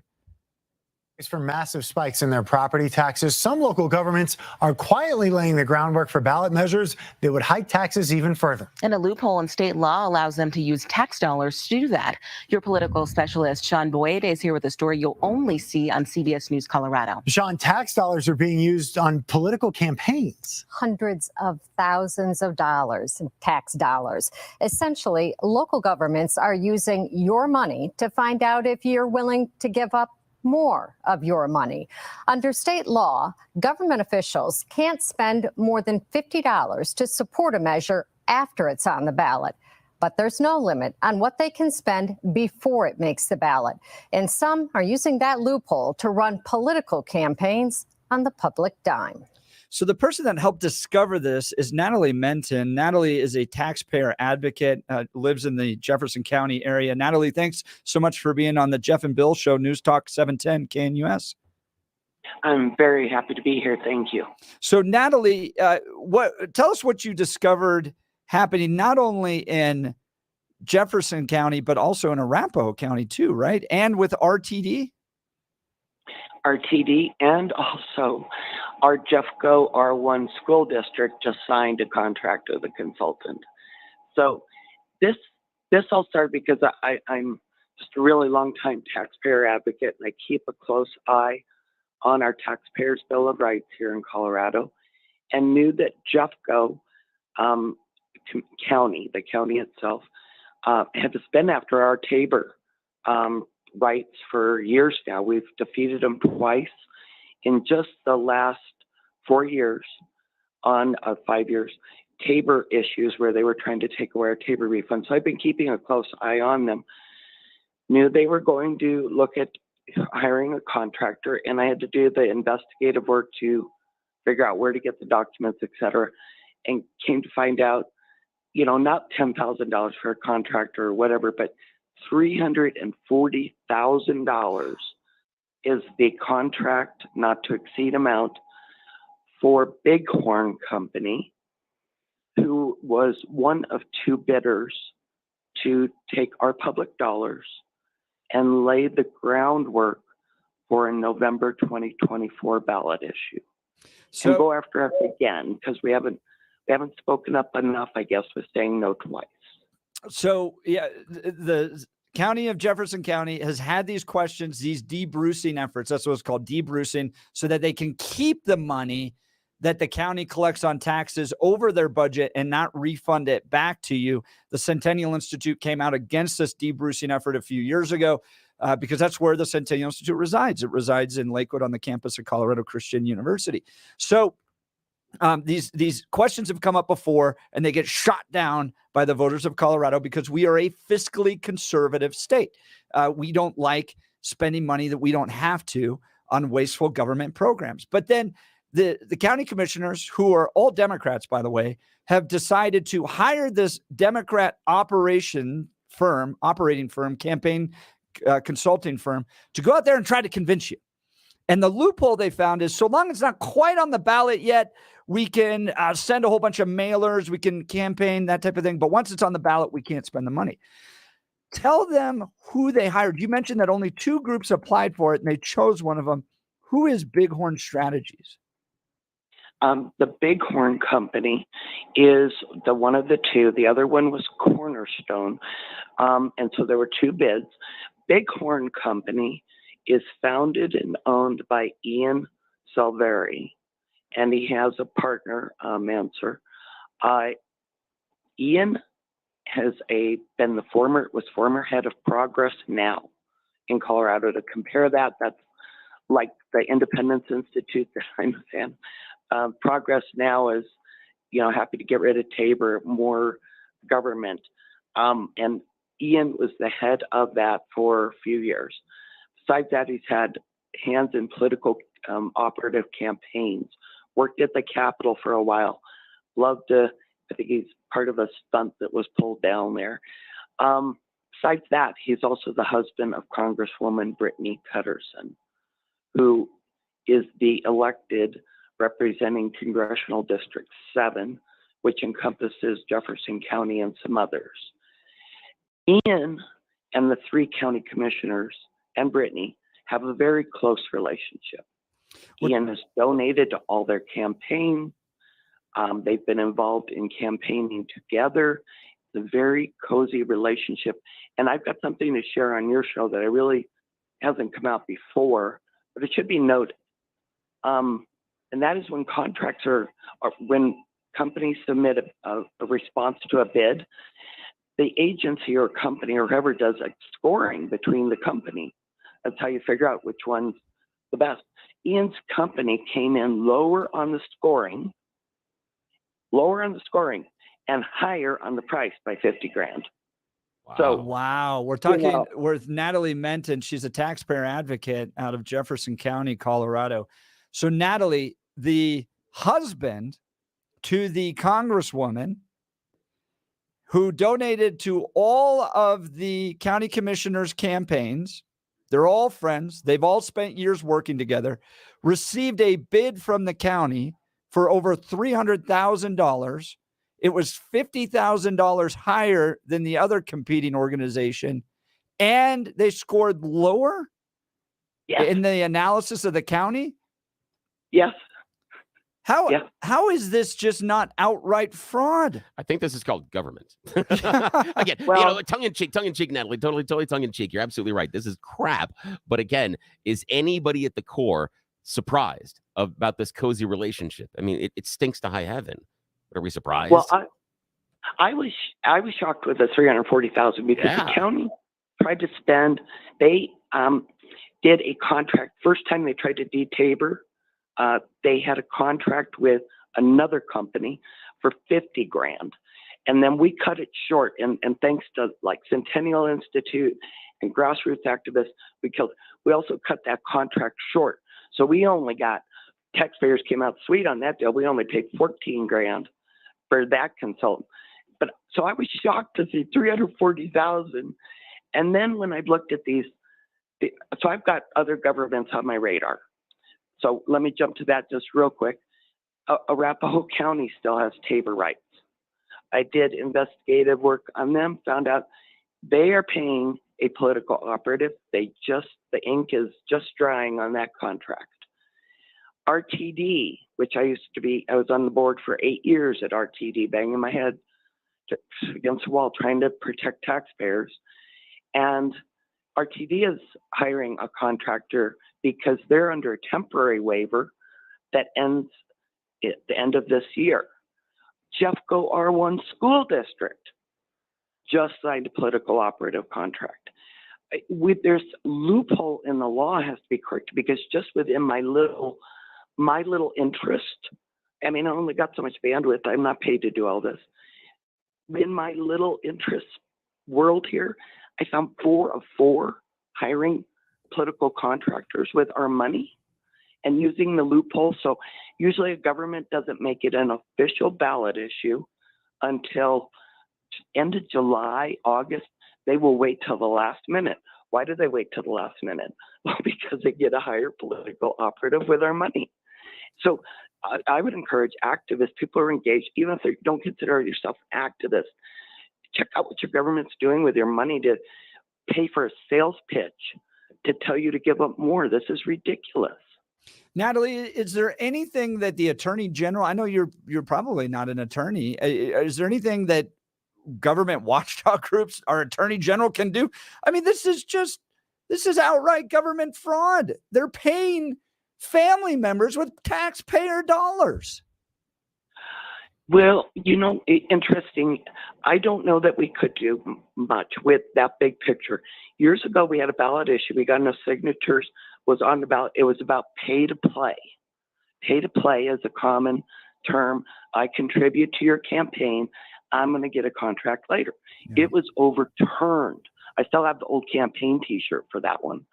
A guy named Lucero was heading it up. That was years ago. So, and then back to the Attorney General.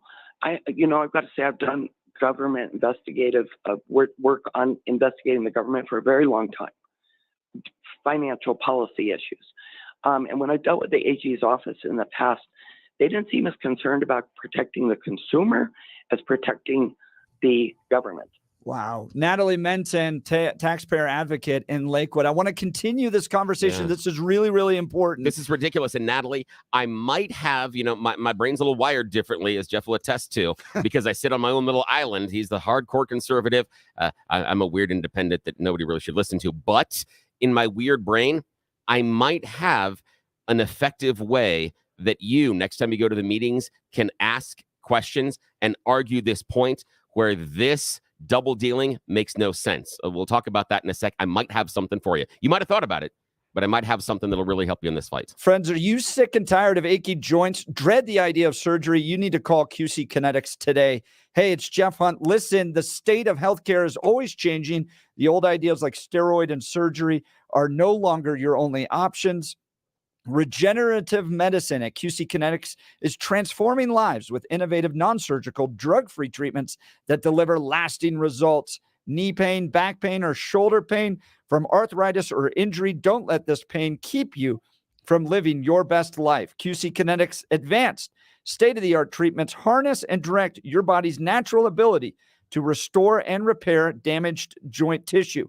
This is a revolutionary approach that can get you long-term relief with no downtime. Make 2024 the year you reclaim your mobility, reclaim your independence, walk and run and play and live without the danger and trauma of surgery and without the harmful drugs. Call QC Kinetics now for a free consultation.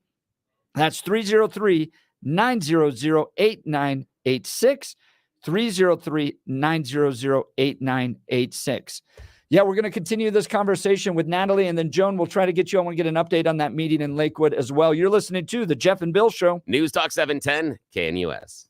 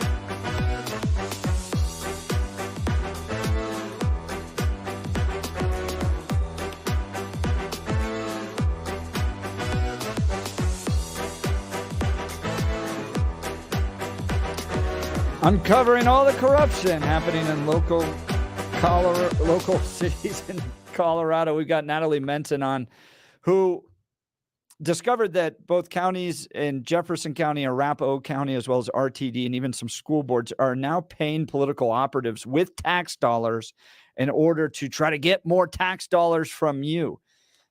Natalie, we learned particularly in Jefferson County that Ian Silveri, the husband of Congresswoman Brittany Pedersen, got this sweetheart deal, $340,000.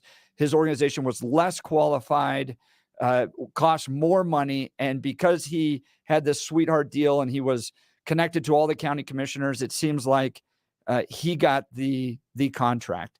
Has there been any movement since you broke the story? Sean Boyd, CBS 4 covered it as well. Have you heard anything in Lakewood on this? Or are they just moving forward going, you know what, we got the power. We don't really care about you. In Jeffco, you mean you said in Lakewood? Oh, sorry. Yeah, Jefferson County. You're right. Yeah. They have no shame, it appears no doubts about what they've done. And they try to state that he's just doing outreach, Well, if someone goes to read this contract under strategic communications and all the different parts, it's clearly laid out. He's a campaign manager. And by the way, anybody who wants to read these documents can go to my website, coballot.com, and they can see it themselves. It's a time and age where we want to check all the info, right? I tried to lay everything out, but they don't have any questions about what they're doing. And they just seem to be deaf to what we've been saying. And it's been so clear. So to say, we're going to pay somebody $340,000 to go out and hear what the community has to say. Well, we spoke twice. No, I'm tired of it. What is it? Power corrupts, and absolute power corrupts absolutely. Go ahead, Bill. And you got my attention there because you said Deftone. I was like, hey, now he's talking about the band. I'm sorry. Love the Deftone. Sidebar. Natalie, now this may or may not, I believe you probably thought of these things, and this may or may not help, but I've got two things that could help you in your conversations, questions, and pushing back in this as far as strategy. The first one would be to pay attention to what's going on in Georgia and Fani Willis. The idea of, and you talked about it earlier, of self-dealing or self-enrichment is trying to connect those numbers from the $350,000 being paid to Pedersen's husband and how that money is filtering back to the candidates and how there is a closed loop system there and that this is more self-enrichment. Especially if you can tie anything that Progress Now had done in support for any one of those candidates previously while he was in charge. That could really, really help you. The other one that I would have you go to is take a page off of some of our appellate courts and some of our Supreme Courts in the conversations that we are having about intent. And I would question the use of the taxpayer funds before it comes to the ballot. And what I would ask is, do we honestly believe that was the intent of the law? That when they passed this, that the intent of those passing it was, well, it's okay for the city of Lakewood to spend all this money to convince people of this up until this point. Yeah. Does that seem to be the intention of what they were doing? And if so, explain it. If you can find anybody involved in passing that law and have them talk about the discussions, that could go a long way to changing minds on this issue. And I think that could be a really, really effective way to defend against this. I'm not saying it's a magic bullet, but it may help. Thank you. I appreciate these. Anytime. Your suggestions. Look, Republican, Democrat, we don't like corruption. We really don't like corruption and bad government. It just stinks. God, that's exactly awful. Right. Well, and to be really fair, I got to say there's these consultant companies out there, and they're not all totally left, whatever you want to call that, statist. I mean, it's actually statism to me across the board. It's just more government. More government. That's the general term. So it is corruption across the board, and there are people upset. And I'm considering, with all we've got going on, ironically, we have this Commission on Property Taxes, which I'm following really closely. I would love to share more news about that. But then we've got governments who are trying to take away Tabor, which is what caps our property taxes. This is a big conversation that I'm thinking of having a meeting February 29th We've already reserved a library room to tell people about Tabor. They don't understand it at the local level. They just, where's You're right about where's that. the meeting going to be? February 29th. What time and where? It'll be in the evening. I'm just finalizing, but it would be Columbine Library in South Jeffco, because it'll hold enough people. I know already I've got 70, 80 people want to attend. Well, If they go to coballot.com, sign up for the little newsletter. You'll get it there. Natalie, we got to get to break here. Thank you so much. Appreciate it. Friends, you're listening to the Jeff and Bill Show. News Talk 710 KNUS.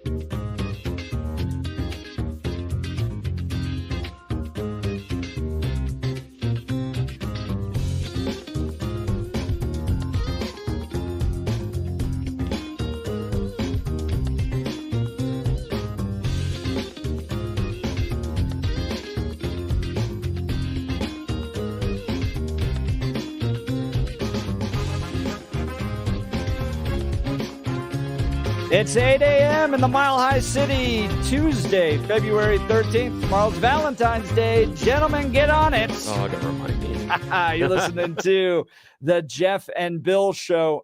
Let's go to Joan real quick. And I want to talk to you, Joan, a little bit more in a minute on the meeting in Lakewood that took place yesterday. But in light of that conversation we just had about Brittany Pedersen and Silveri, you have you filed a complaint? Is that what I'm reading?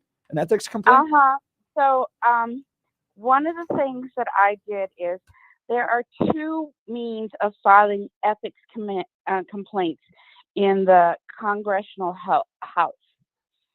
One of them is an outside group that was formed a government group that was formed in 2021 that's supposed to be nonpartisan, and one of them is the ethics committee within the House.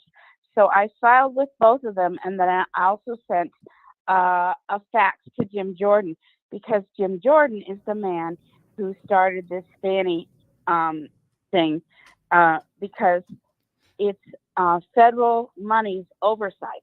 Okay. Great. Joan, And- thanks for doing that. We're going to follow up with you in just a second. Please stick on the line. I want to hear about how that meeting in Lakewood went, as well as yesterday. Let's go to Blake Olson with the news. Blake, you there? Yeah, I'm All here. right. Thanks a lot, Great. Jeff. Great show. Enjoying it. 31 and sunny in Denver, expecting highs in the low 50s today. Should be a great day. The 7-10 5-day forecast is coming up. Our top story, the Senate passed a $95.3 billion aid package for Ukraine, Israel, and Taiwan.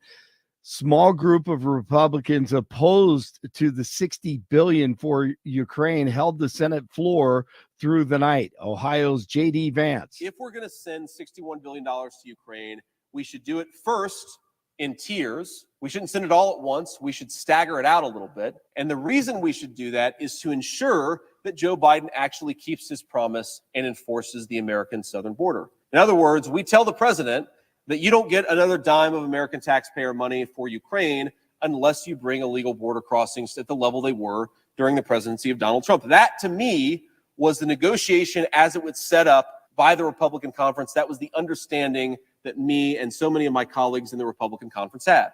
But 22 Republicans voted with nearly all Democrats to pass the package 70-29. The House is next, and it is not guaranteed. In Lakewood, concerned citizens packed the city council meeting last night. They're not happy with rumors of Lakewood becoming a sanctuary city. City manager Kathy Hodgkin, spoke and calmed the nerves of some people, saying that she only met with the Denver leaders to see how Lakewood could help at all with the current flood of illegals arriving in Denver. She said that Denver invites surrounding communities to participate with volunteer and donation opportunities. They plan a vote soon on whether the city should continue talks with Denver.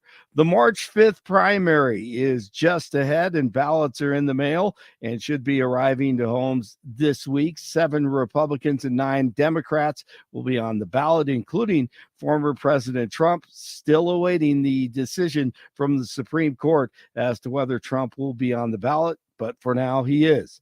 DIA with new premium parking for those passengers who'd like to spend $50 a day, guaranteed parking, hassle-free entry and exit, and nice and close to the terminal.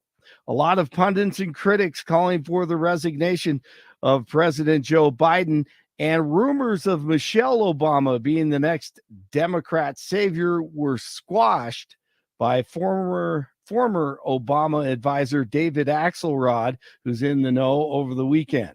She is not someone who likes politics. She doesn't like the tone and tenor of politics. And I would be floored if she would consent to that. Get ready for Gavin Newsom. We'll see. Nuggets fall to the Bucks last night, 112-95. They take on the Kings tomorrow. The Avs at the Capitals today. They drop the puck at 5 o'clock. 29 in Centennial, 28 in Lakewood, 31 in Denver.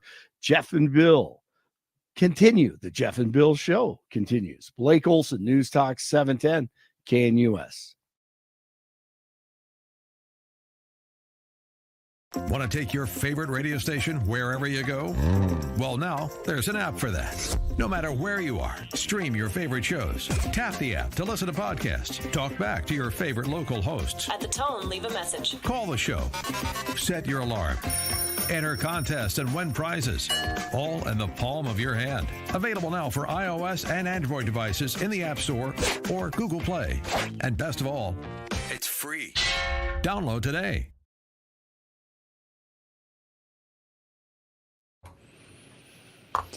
Hey, if you were at that Lakewood meeting, will you give us a call, 303-696-1971? I want to hear your thoughts on that, 303-696-1971. Hey, we know the Super Bowl was this past week, but did you know that there was a group of students from Colorado that were there not to watch the game, but to work there, to interview, and to be a part of the whole media festivities around the Super Bowl? I'm talking with Jess Stainbrook, Director of Digital Media and Assistant Professor of Communication at Colorado Christian University. Jess, thanks so much for being on the program. Well, thanks for letting me join. It's exciting to be here. And I got to say, I'm wiped out. I know my students are wiped out. I invited them all this morning. I don't even know that any of them made it. So here we are. So you're saying that nobody gets extra credit. Is that what you're saying? Just an idea. Well, I don't know. These guys, 16 to 18-hour days every day. We're up at 8, usually not getting back until about 10:30 in the evening. And then we had to edit and download cards. The media experience is not what people think it is. So many people call me beforehand to say, can I carry your bag? I'm like, no, actually, you probably couldn't, because there's so much work to do. And our students just rocked it this year. Absolutely amazing. So let's tell people what the whole program is. They get there to do what particularly around the Super Bowl? Sure. So we usually get there on Sunday, a week before the game, and it's called Super Bowl Media Week. And so the players will come in on the planes, and sometimes we'll cover that. But usually everything gets going on Monday with opening night. And so we get to be with 6,000 of our closest media friends in that venue. We're in the stadium this year, and we're just talking to the players.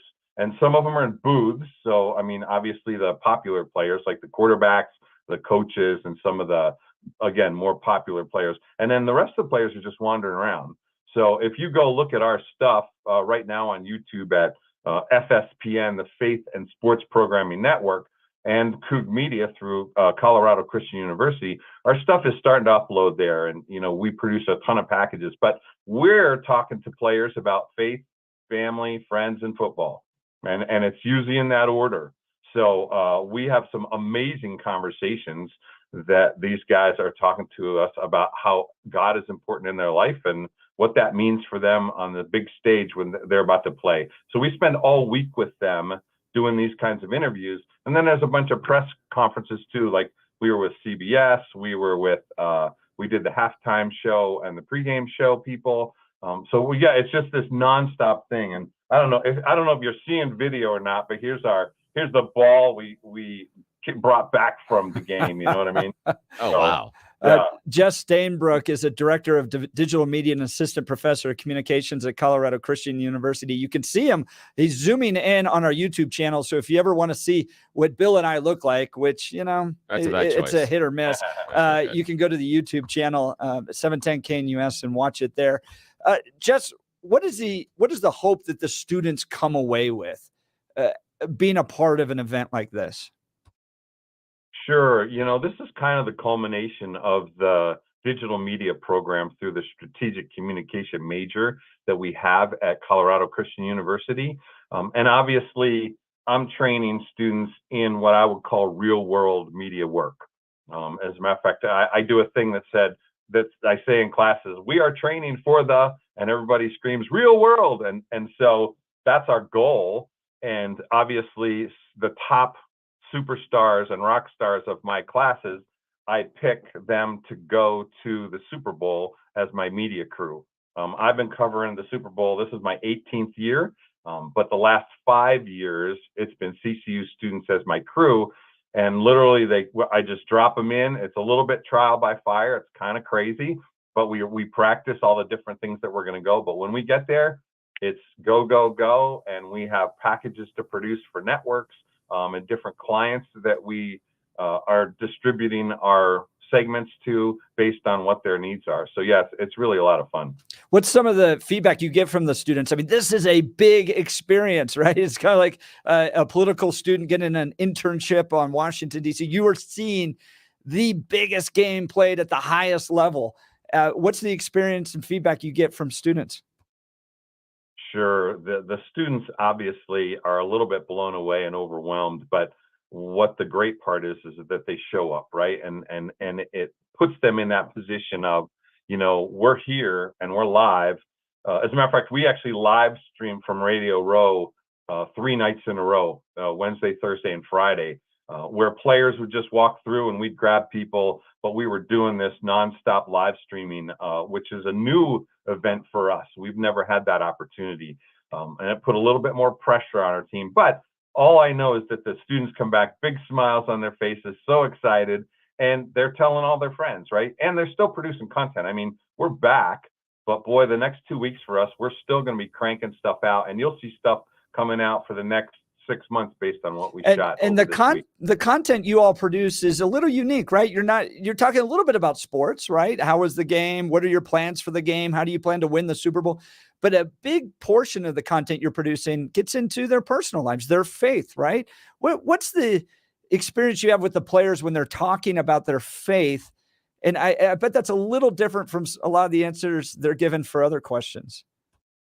Yeah, well, we partner with Athletes in Action, and it's really awesome because what happens is, yes, of course, we're there. Everybody's talking about football, but when we ask the faith question, you can see a player will like shake his head and go, "What did you say?"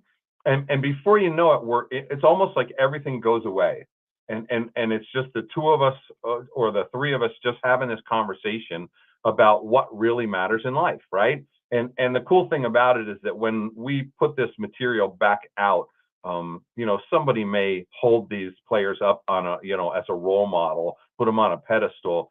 And when they hear them talk about like their favorite Bible verse or just, that they believe in Jesus or God is, whatever it is, the people that hear that get impacted and usually will have a different kind of respect for that player, and then sometimes go look up the verses, and it changes their lives too. So it's really been this amazing thing. And then usually what I like to do when I'm talking to the players is when we've finished our conversation, I will actually lean in and say, "Hey man, can I pray for you?" I mean, I'm a pastor, a professional sports pastor with Athletes in Action. So this is what we do, right? But I'll lean in, I'll say, "Hey man, can I pray for you?" And these guys will like drape their big arms and body over top and stick their ear right next to my mouth. And I get a chance to pray for them, to bless them as they get to go on the biggest stage in the world to play the game. I mean, you can't even imagine the amount of pressure. I run into this with political leaders too, the amount of pressure that they're on. And when somebody, their entire world's kind of transactional, contracts, sports, endorsements, all their entire world's transactional. Exactly.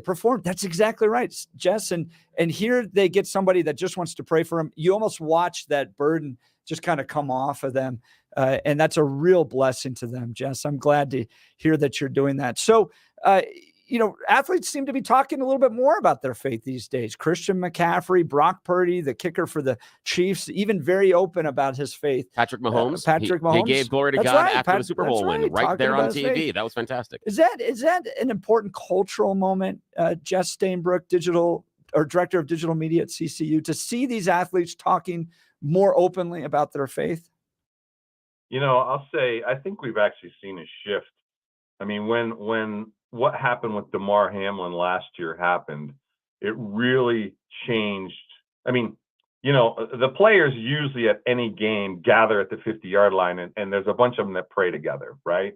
You don't see that on television, national television, very often. But after what happened with DeMar Hamlin, something changed.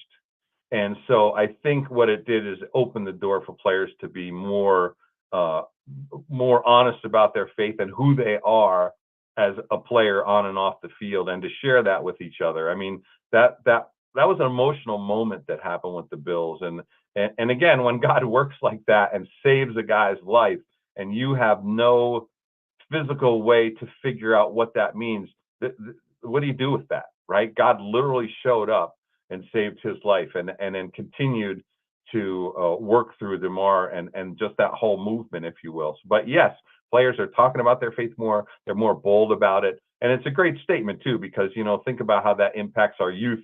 And we want players, we talk to players because we want to hear about their good character and their positive role models, right? There's plenty of bad things going on out there. Let's encourage people with the right thing to do. Now, Professor, one of the things I thought interesting when we talked about Damar Hamlin is, as a little fact, the #1 most searched term on Google last year is Damar Hamlin. Not Taylor Swift, not anything else. Damar Hamlin. So when you're talking about this opening of faith and how Damar Hamlin changed the conversation, I think you are spot on. But just add that into your conversation, because I think that's a significant point that you can hang your hat on or plant that flag and say, see, this is how it opened the conversation.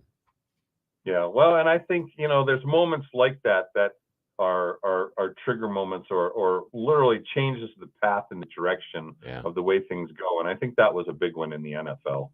Jess Stainbrook, Director of Digital Media and Assistant Professor of Communications at Colorado Christian University, took over 20 students, right? Is that the amount? It was eight students. 8 students. Yeah. I mean, the very that seems elite. much smarter, much more intelligent to take 8 rather than 20. Took much eight students to the Super Bowl and gave them the experience of a lifetime, working media week at the Super Bowl, dove into their faith, dove into their plans for the game as well. Just how can folks find the content that you produced as a result of your time there at the Super Bowl? Sure. Well, we're working through a network that I launched years and years ago, which is called FSPN. There's an ESPN. Well, we're FSPN, the Faith and Sports Programming Network. You can look that up on YouTube, or again, through Colorado Christian University on YouTube. You can look up Coug Media. That's where our student content is going. And then don't be surprised. I mean, you will see a lot of our content in other people's packages. We release stuff for CBS, NFL Network, Fox Sports. I mean, so a lot of our content is being seen by other folks, and we white label it, so that they can utilize it, because again, we're talking about faith. What I love about Colorado Christian University, over 200 degree programs, putting Christian conservatives into all these different areas of life that our culture so desperately needs. Jess Stainbrook, thank you so much for making this a priority for the students at CCU and help form the next generation of media content creators for our culture. Appreciate you being on the show, Jess. Thanks for having me. Great to be here. Again, that's thank you, sir. Jess Stainbrook, Director of Digital Media and Assistant Professor of Communication at Colorado Christian University. All right. So Lakewood last night held a city or a meeting, a county meeting, a city hall meeting. I'll get the right word there. Joan was there. Joan, can you give us an insight into what the meeting was about and how they're kind of dealing with illegal immigration in the city of Lakewood? So the meeting was about how the city council was going to pass through, that's the word they use, a $9 million grant to the Navigation Center. And the Navigation Center is supposedly a building that a group that doesn't have the homeless in the building, but they get them to the right services. And they actually get them to Dora, and then the Dora people put them into the queue to be helped by NGOs. So most of those NGOs are Christian based and stuff like that. And they are nonprofits. And it's a real interesting scheme about how to get money from one place to another. And the citizenry became aware of this, and then we're like, no, we don't want this because they're going to be using it for the migrants as well. And they say, oh, we're not going to use it for the migrants, but they don't ask what your status is, because that would be discrimination. So you just go in there. I could go in there, I guess, and see what they could do for me. And it's sad because just down the street is this Christian-based nonprofit called Mean Street. And Mean Street has been there for over 20 years and done all of this kind of thing, and already has some of this in place. But one of the things that we see government doing these days is picking and choosing. Yeah. What can you give us a sense of what the tone was like in the room? Were the citizens of Lakewood concerned? Were they angry? Were they frustrated? What was the feeling in the room at the city council meeting in Lakewood? I think mostly they were.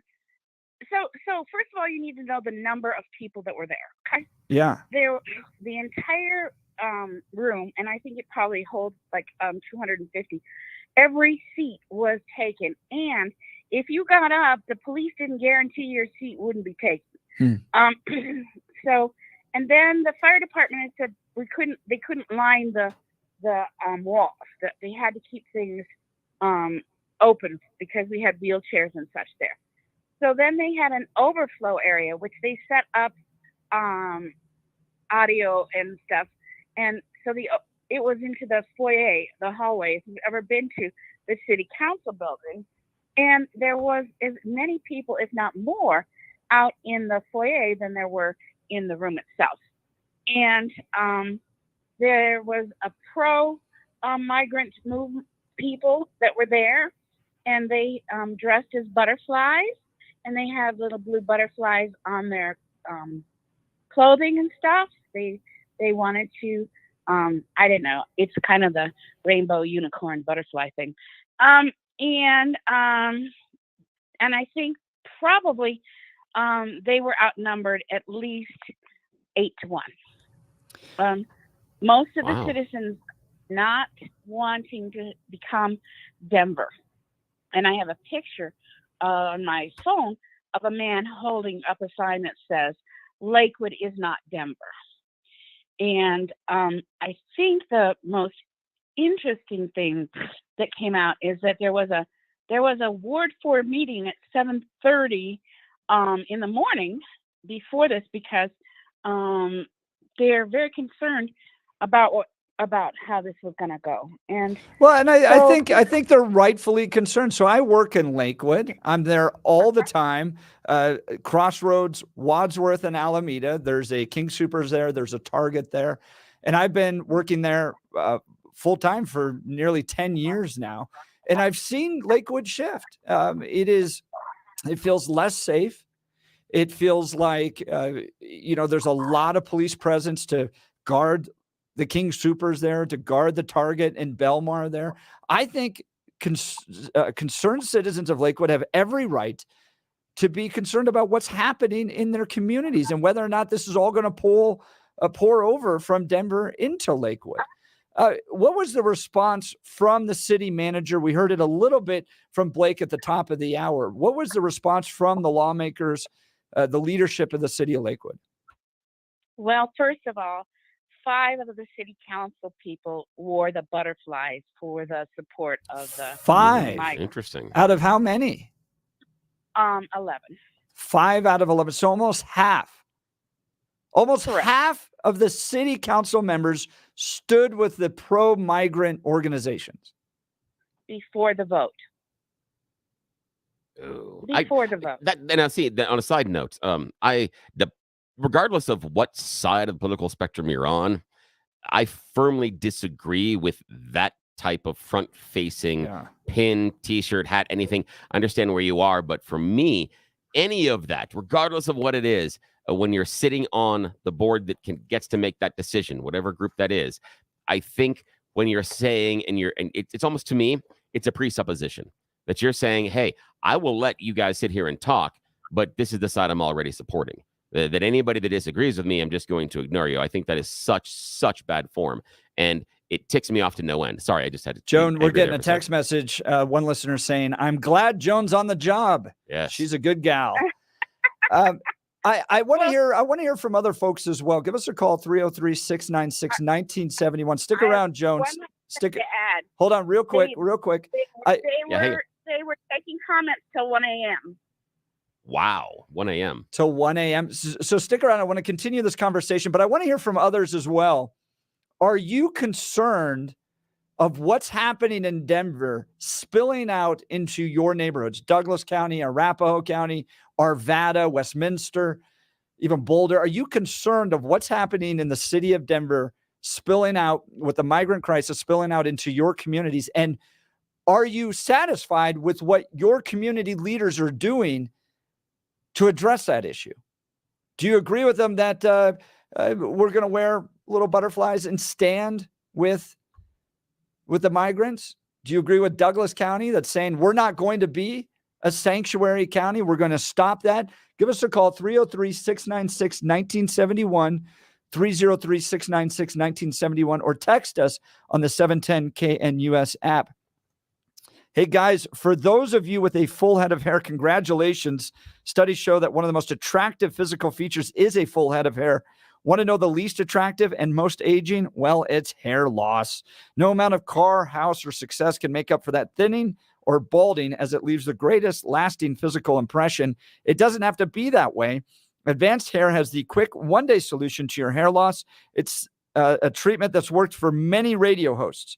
No more expensive pills or special shampoos, just your very own natural hair guaranteed to grow. And with Advanced Hair, your new hair can grow for life. Advanced Hair has improved tens of thousands of lives, including top radio personalities across the country.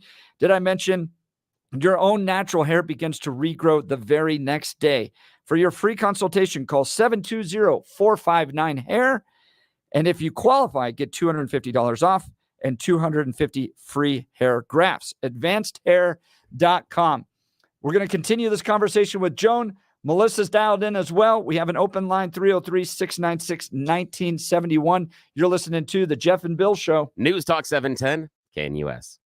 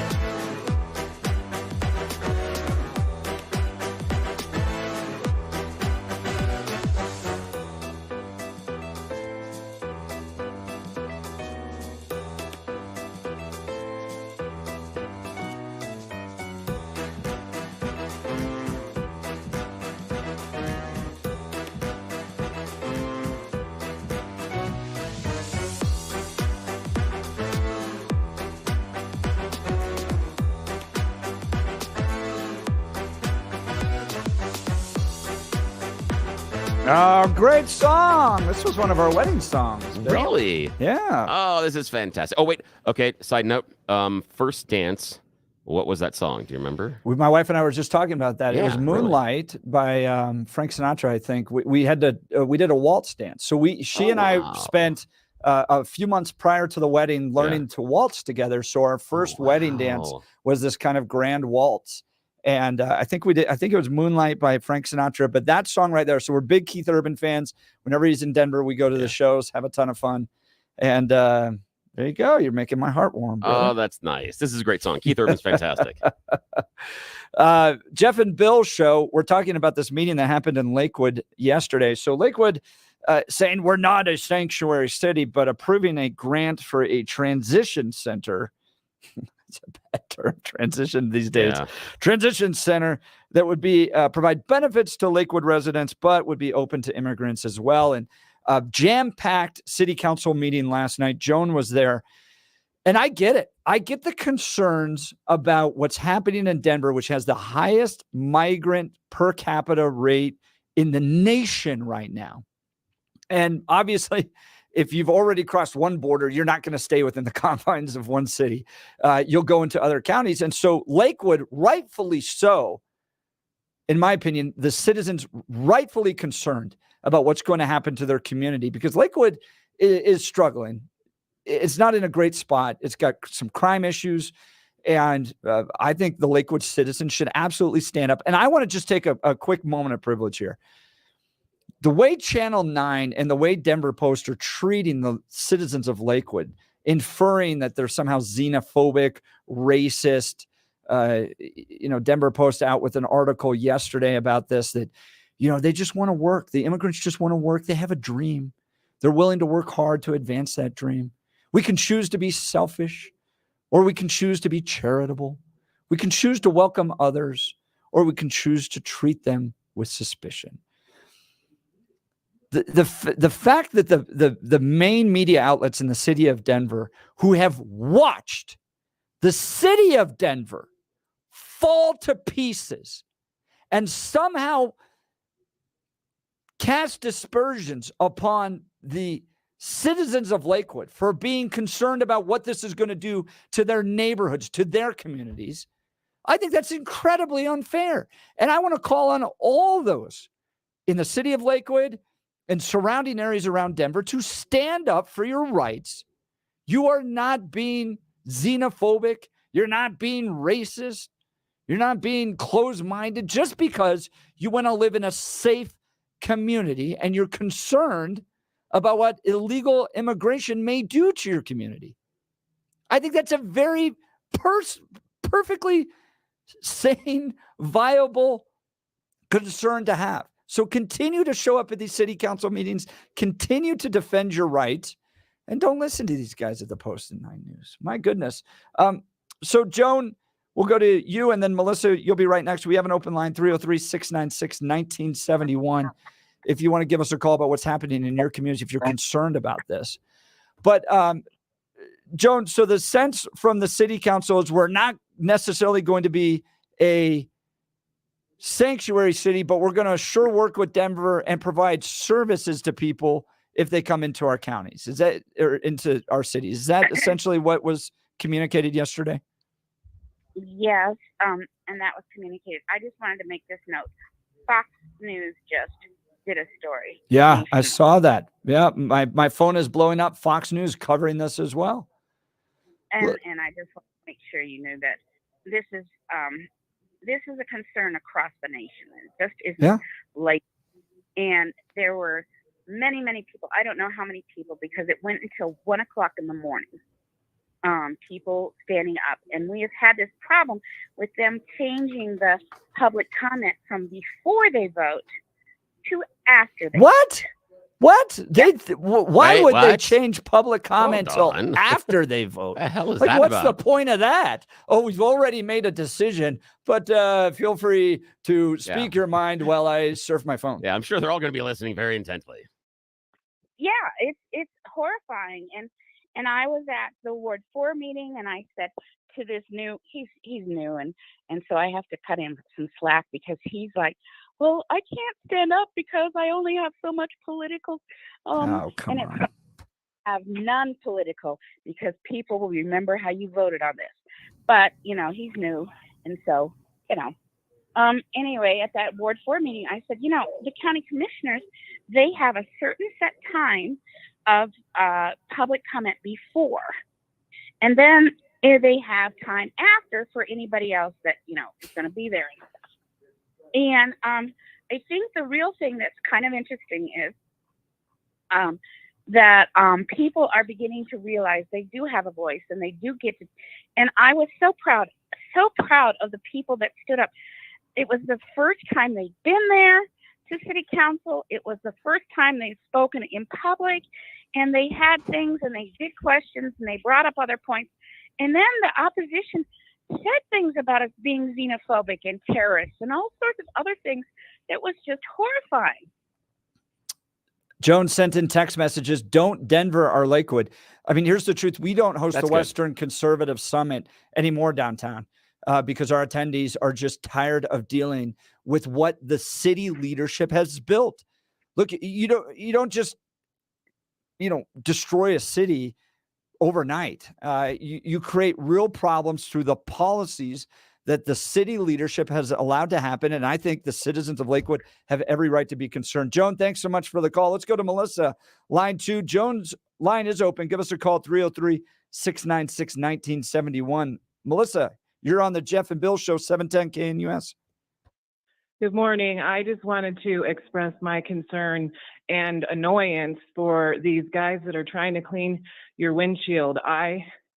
I have been moving, so I have to go up Alameda back and forth from Lakewood to Denver.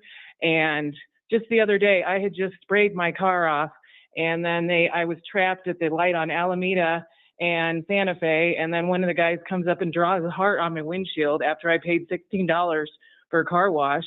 But I'm worried because I'm moving and I have a pickup truck, and I have all my valuables in my pickup truck. And at some point, what's going to stop these people from reaching into your car when you're trapped at a light, because they had to close that, In-N-Out burger because people were trapped in the driveway. So I'm just, at some point, I'm wondering, because they can just run off and disappear. Right. And you're trapped at a light. They're staying in the street when the light turns green. And what's to say if you have 2 beers and then you hit one of these guys that's like wandering around in the street? Or Melissa, It's what's to very say? unsafe. What's to say that we've seen this in other countries, not all the time here, but what's to say that the guy standing in the street after you start moving doesn't accidentally move over a little bit? You hit him, and now he falls down, and now it's an insurance complaint because that pays a heck of a lot better than washing windows. Yeah, it's like And it's like we're New York in like the 70s, man. And one other example, I'm so sorry. My friend lives in Arvada and got his truck broken into a few weeks ago. And on the ring cam, you can clearly see that it is Hispanic people. But the reason why I feel like they were for sure illegal is because they stole binoculars and stuff like that. But he had gummies in there, and they didn't take the gummies, which tells me that they didn't know what they were. And then they went up the street and robbed another guy's car, and it was a surgeon who was going to have a surgery the next morning, and they stole $150,000 worth of surgical equipment, and it prevented him from being able to do the surgery that morning. Wow, Melissa, thanks for the call. I mean, it's you're going to end it with these petty crime issues. And one thing I do want to point out, yesterday we had Hugo on, who used to be the head of the Hispanic Colorado Republicans. Yeah. The Hispanics that are here legally in Colorado are some of the biggest advocates against what's happening. Yeah. They follow the rules. They're strong family people. They live conservative lives. Also in part because the idea is if you're part of a group and there's a segment of that group that is acting out or breaking rules or laws, it colors the rest of the group. Everybody else kind of gets blamed overarching by society for that. It's not fair, but that is what we see. And I also really, really empathize with what Melissa was talking about, because what I'm worried about in those squeegee guys inside of the in the intersections is a two-person job, because what I can see is the squeegee guy coming up to the driver's side and asking you something while they've got a second person over on the other side, on the passenger side of your car. Yep. That other person could open the door, could reach inside if the window's open, or as Melissa was talking about with that open pickup, that guy can go into your blind spot over your right shoulder and take whatever he needs to really quickly out of that Don't even know pickup it was bed. there. Yep. And how are you going to stop him? Here's a question that I have thing. for you, and I want to get some calls on this. Give us a call, 303-696-1971. Rudy Giuliani responded to the crime problem in New York by implementing the broken window approach. Yeah. Are you familiar with the broken Yes, window approach? yes. Okay. So I want to hear from you, and I want to hear from callers as well, is if you think that's a good approach to dealing with the crime that we're facing in Denver, Lakewood, surrounding areas as well. Should we start cracking down on the little crimes and work our way up? Is that a right approach? Because the whole complaint in the kind of mid 2000s was that was a racist way of doing criminal crime fighting, and that we were disproportionately going after blacks and Hispanics and others, utilizing the broken window theory and the stop and frisk theory and all that stuff. Was Giuliani right? And is it time to get back to just prosecuting the little stuff and prosecuting them pretty severely in order to take on the bigger crimes? I'd like to hear from you, 303-696-1971, or text us in on the 710 KNUS app. Men, there are various causes for ED, your health, including causes that affect your blood vessels, neurological conditions, stress, or injury. But now Rocky Mountain Men's Clinic is here to help. It's the new year. Resolve to get your ED treated and change your life. Rocky Mountain Men's Clinic treatments work when the pills and herbals fail. Rocky Mountain Men's Clinic has served the Front Range of Colorado for nearly a decade and has successfully treated tens of thousands of men. Schedule a consult with Rocky Mountain Men's Clinic today. Your initial visit is only $99 and includes a medical consult with a Colorado licensed medical provider, a T and PSA test, and if medically advised, a test dose. And if the test dose doesn't work in the office, your visit is free.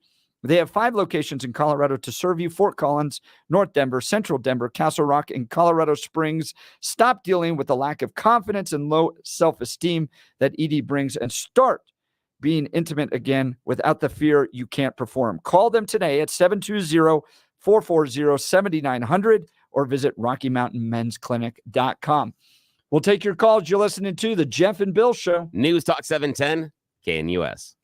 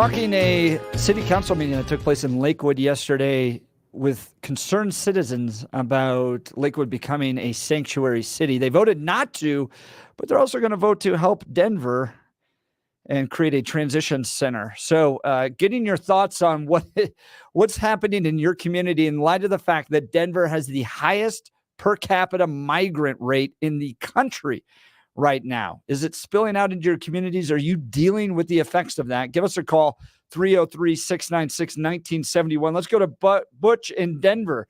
You're on the Jeff and Bill Show, News Talk 710 KNUS. Oh, yeah. You know, all these people camping on the streets and whatnot, I think they could find a place for them at some of these closed army bases. I seem to recall they closed quite a few of them a few years back. Couldn't they have a bus, take them out there? If they want to stick around, fine. If not, bus them back to their country or whatever. And it requires some supervision, which would be good training for some of our troops.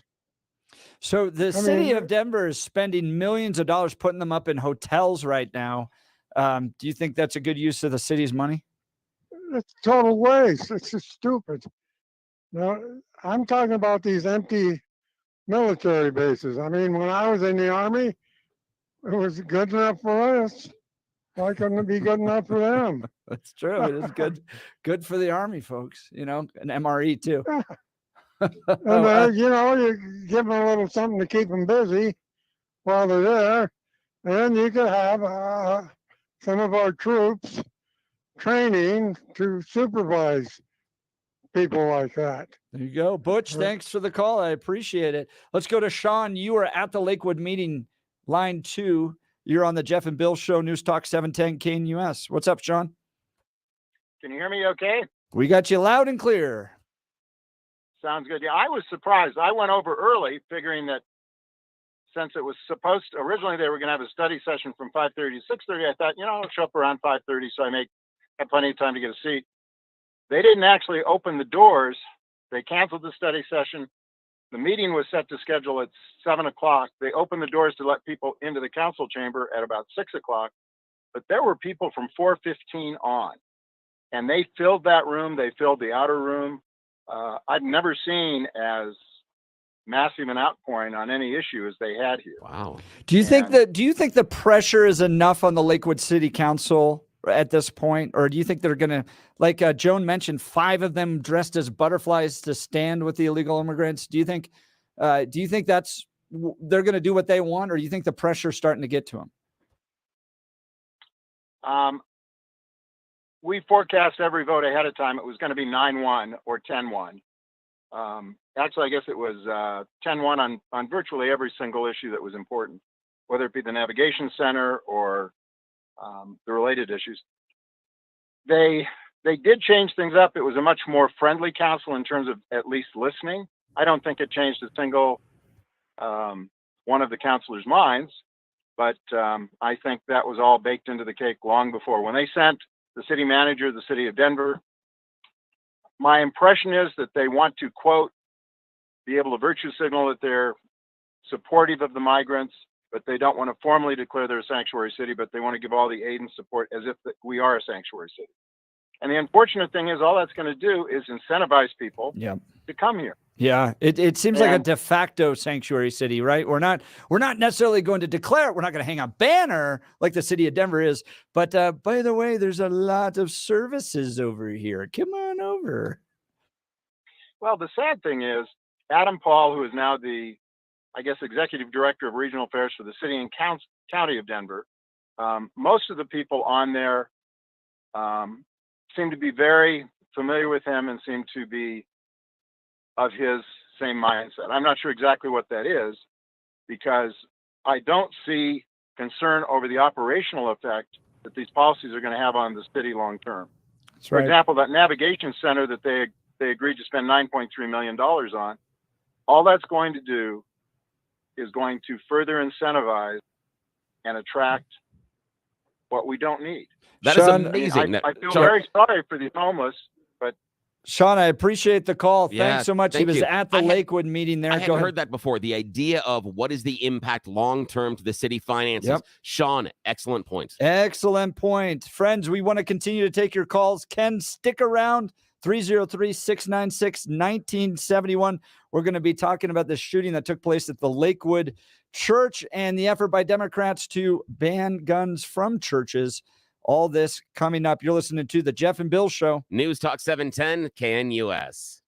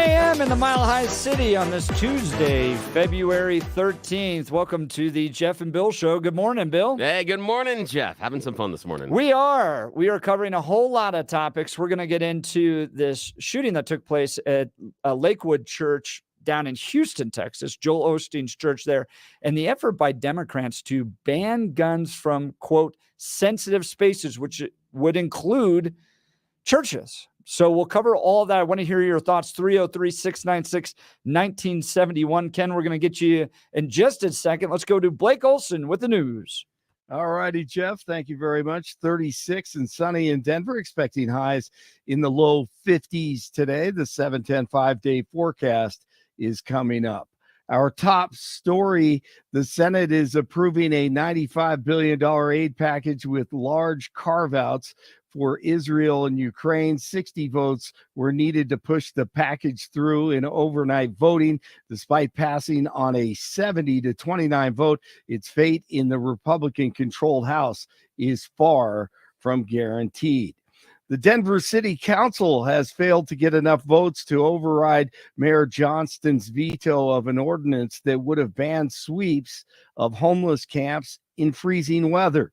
The council passed the ordinance late last month, but Mayor Johnston quickly vetoed it, saying it would prevent the city from moving people off the streets.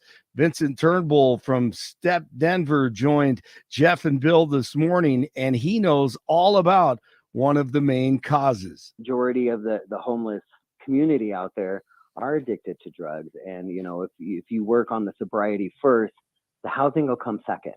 You really got to get over the drug addiction and really rebuild your life. And then everything else will fall in place. Lakewood citizens packed the city council meeting last night. They don't want to become a sanctuary city, and the city manager told the crowd that she met with Denver leaders just to see how they can help with volunteer and donation opportunities.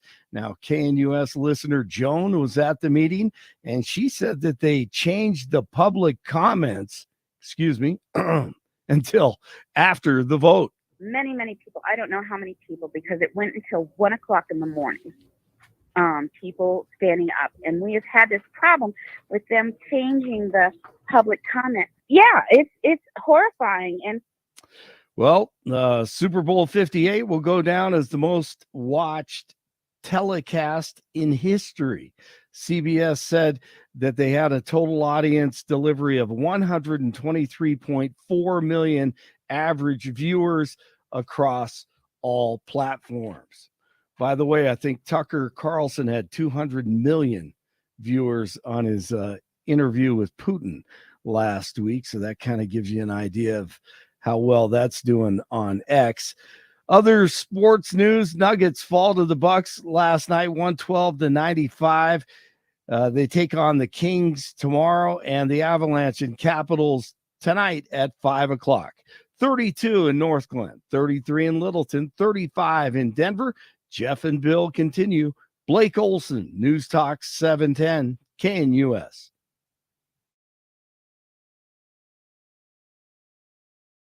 Want to take your favorite radio station wherever you go? Well, now there's an app for that. No matter where you are, stream your favorite shows. Tap the app to listen to podcasts. Talk back to your favorite local hosts. At the tone, leave a message. Call the show. Set your alarm. Enter contests and win prizes. All in the palm of your hand. Available now for iOS and Android devices in the App Store or Google Play. And best of all, it's free. Download today.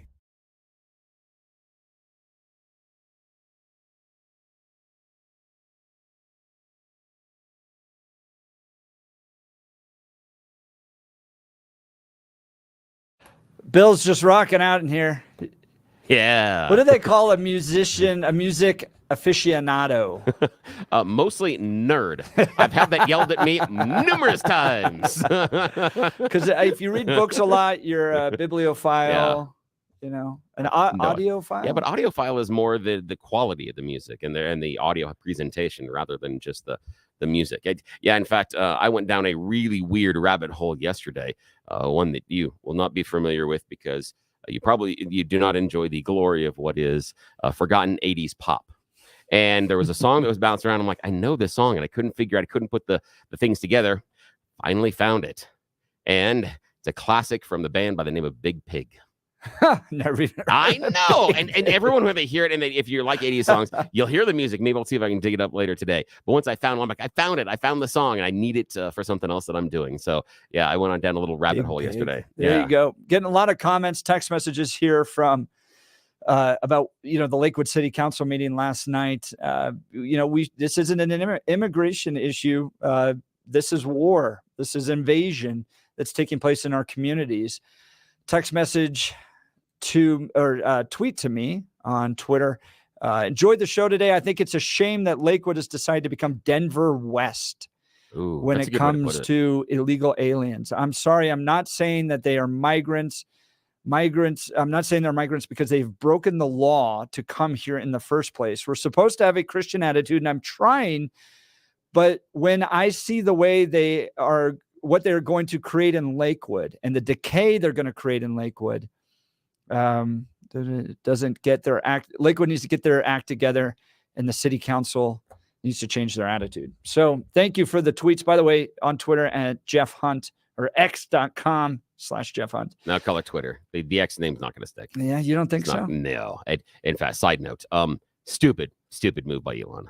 Phenomenally. I mean, like, legendary, stupid move to try to change that name. And the reason being, Twitter had transcended into the realm of our conversation when it became an action. It became a verb. I know, and everybody's got to like go back and forth. Yeah. It's a little Nobody's annoying. going to say, I'm going to X you. Yeah. But you're going to say, I'm going to tweet. And that's the issue is he took it. It would be tantamount to Xerox changing their name once everybody said, I'm going to Xerox this. Right. That's the problem. Let's go to Ken in Thornton. Line 1, you're on the Jeff and Bill Show, News Talk 710 KNUS. How you guys doing this morning? Good. Great. How are you? You know, this homeless thing, I liked a lot what that guy Butch had to say. I thought of the same thing. I think the homeless problem goes back to Hickenlooper when he started this thing. He called it the road home.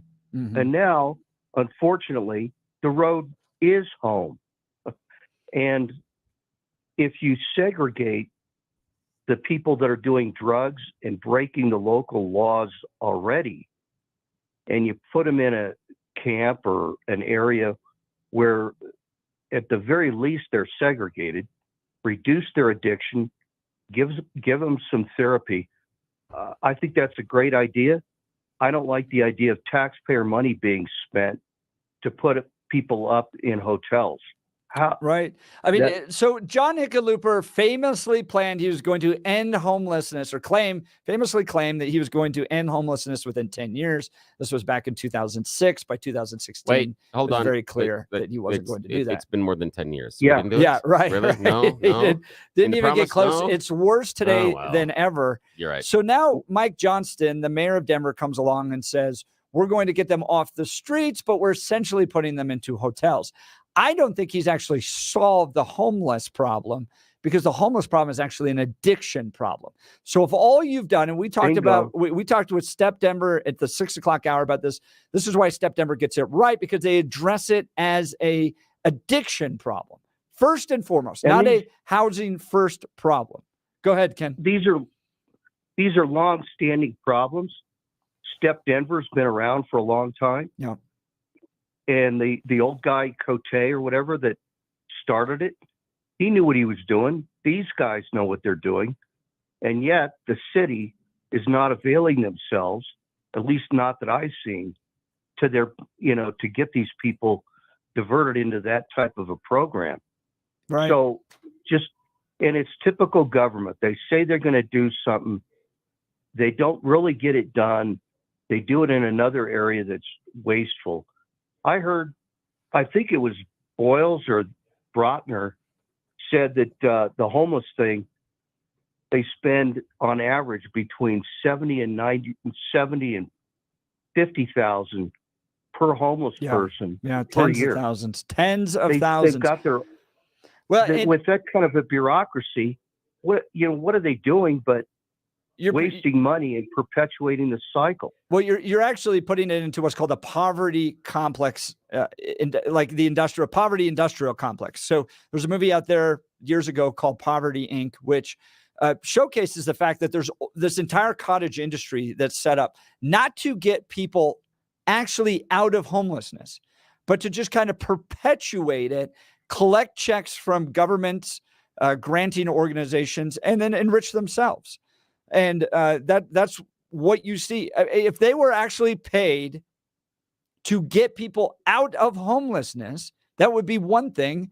Step Denver, for instance, doesn't accept a single dime from government organizations, government funding. They don't, and they actually get people out of homelessness. And then they go and tell donors about that, and donors are happy to support that, right? Because you're actually providing solutions to people. But no, there's an entire industry set up to just continue to collect money primarily from the government that never actually gets people off. Ken, thanks so much for the call. I appreciate it. Let's go to Vern. But before we go to Vern, friends, I want to hear from you as to how your local communities are dealing with the fact that Denver has the highest illegal immigrant per capita rate in the nation right now. This is why the mayor's running around claiming it's a crisis and then blaming Republicans, I guess. But give us a call, 303-696-1971, 303-696-1971. Let's go to Vern in Inglewood. Go ahead. Good morning. Hey, just real quick, I think you guys are on the right track today. I think a huge problem has been, it's all started with the legalization of marijuana. Yeah. Okay, so you've legalized marijuana. They backdoored it in, saying, "Hey, it's going to help people with PSTD and all this other stuff." And I think that has been a huge problem. Now they're legalizing mushrooms. Next they're probably going to legalize fentanyl. Who knows? Yeah. But that has been a huge problem, and I think that's where a lot of it stems from. And honestly, I don't think you can get rid of it. Even with Step Denver, great organization. There's only so many people that they're helping per year, right? Yeah. And those people have to want to be helped too, and Right. there's a lot of people out there just living a life of addiction that aren't seeking help. Exactly right. So I just want to throw in my 2 cents there. So thanks a lot, guys. Have a great day. Thank you. Thanks, Vern. Professor Jess Vern, huh? Yeah, Professor nice. from Inglewood. So I know this issue very, very well because we were like the leading voice fighting the pot stuff in Colorado out of the Centennial Institute. We did a big study on the social consequences of marijuana. Now, here's a few things that happened, and Jess was exactly right. When we decriminalized, or actually commercialized marijuana, decriminalized is the wrong word to use. We commercialized it. What happened was all the people that wanted to live that lifestyle, and I've talked to law enforcement in Utah, in Nebraska, in Kansas, they all left those communities and came to Colorado, right? So it was an addiction. It was a kind of free drug culture that was incentivized. Was it all the drugs? No, but it started with pot, and we kind of just said, we're going to turn and look the other way with regards to drug use in the state of Colorado. And so these law enforcement and leaders in other states said, well, that's fine. Go. We don't mind you leaving our states. Go to Colorado. And so Colorado became this kind of center of gravity for drug use, and it's continued to grow since then. So I remember some of the promises during the whole marijuana campaign. People will drink less. If they smoke marijuana, they won't be going to alcohol. They even promised that people would use opioids less if we decriminalized and commercialized marijuana, because now they're going to go to this other drug. All of that proved to be wrong. All of it. And all it did was seed this culture of drug use and addiction that has just gripped Colorado and has become a bigger and bigger problem. So give us a call. Let us know. Are you fighting in your communities against becoming a sanctuary city like the residents of Lakewood are fighting? Big meeting last night, putting pressure on city council. Do not become Denver West, as one text messenger said. Do not become a sanctuary city. What are you seeing in your communities? 303-696-1971, 303-696-1971, or text us on the 710 KNUS app. Listen, one of the people that has been there with me in the fight against this drug culture in Colorado has been Dan Kaplis. He's one of my closest friends when it comes to law and fighting these issues, and he has great value. So I'm here for my friends at the law offices of Dan Kaplis. Dan is believed to be the only lawyer in Colorado history to win 5 straight multi-million-dollar jury verdicts in motor vehicle crash cases. Dan and his partner, Babar Wahid, won the largest truck crash jury verdict in Colorado history. The firm's history of 7- and 8-figure settlements and verdicts speaks for itself. They are a firm where good people from all walks of life, without regard to ability to pay, receive the level of legal representation that the rich and powerful enjoy. Dan Kaplis Law believes that talk is cheap, experience counts, results matter. The firm would be happy to share with you its track record of outstanding jury verdicts and out-of-court settlements. Dan Kaplis Law believes that who you hire says a lot about you to everyone involved in the case. They suggest that you choose a law firm that shares your values. Imagine showing up with Dan Kaplis at your side. The firm believes that its core values have been the foundation of its historic success. faith, integrity, hard work, and a dedication to righteous causes. If you need help, give Dan a call at 303-770-5551 or hit dancaplisslaw.com. That's Dan, C-A-P-L-I-S law.com.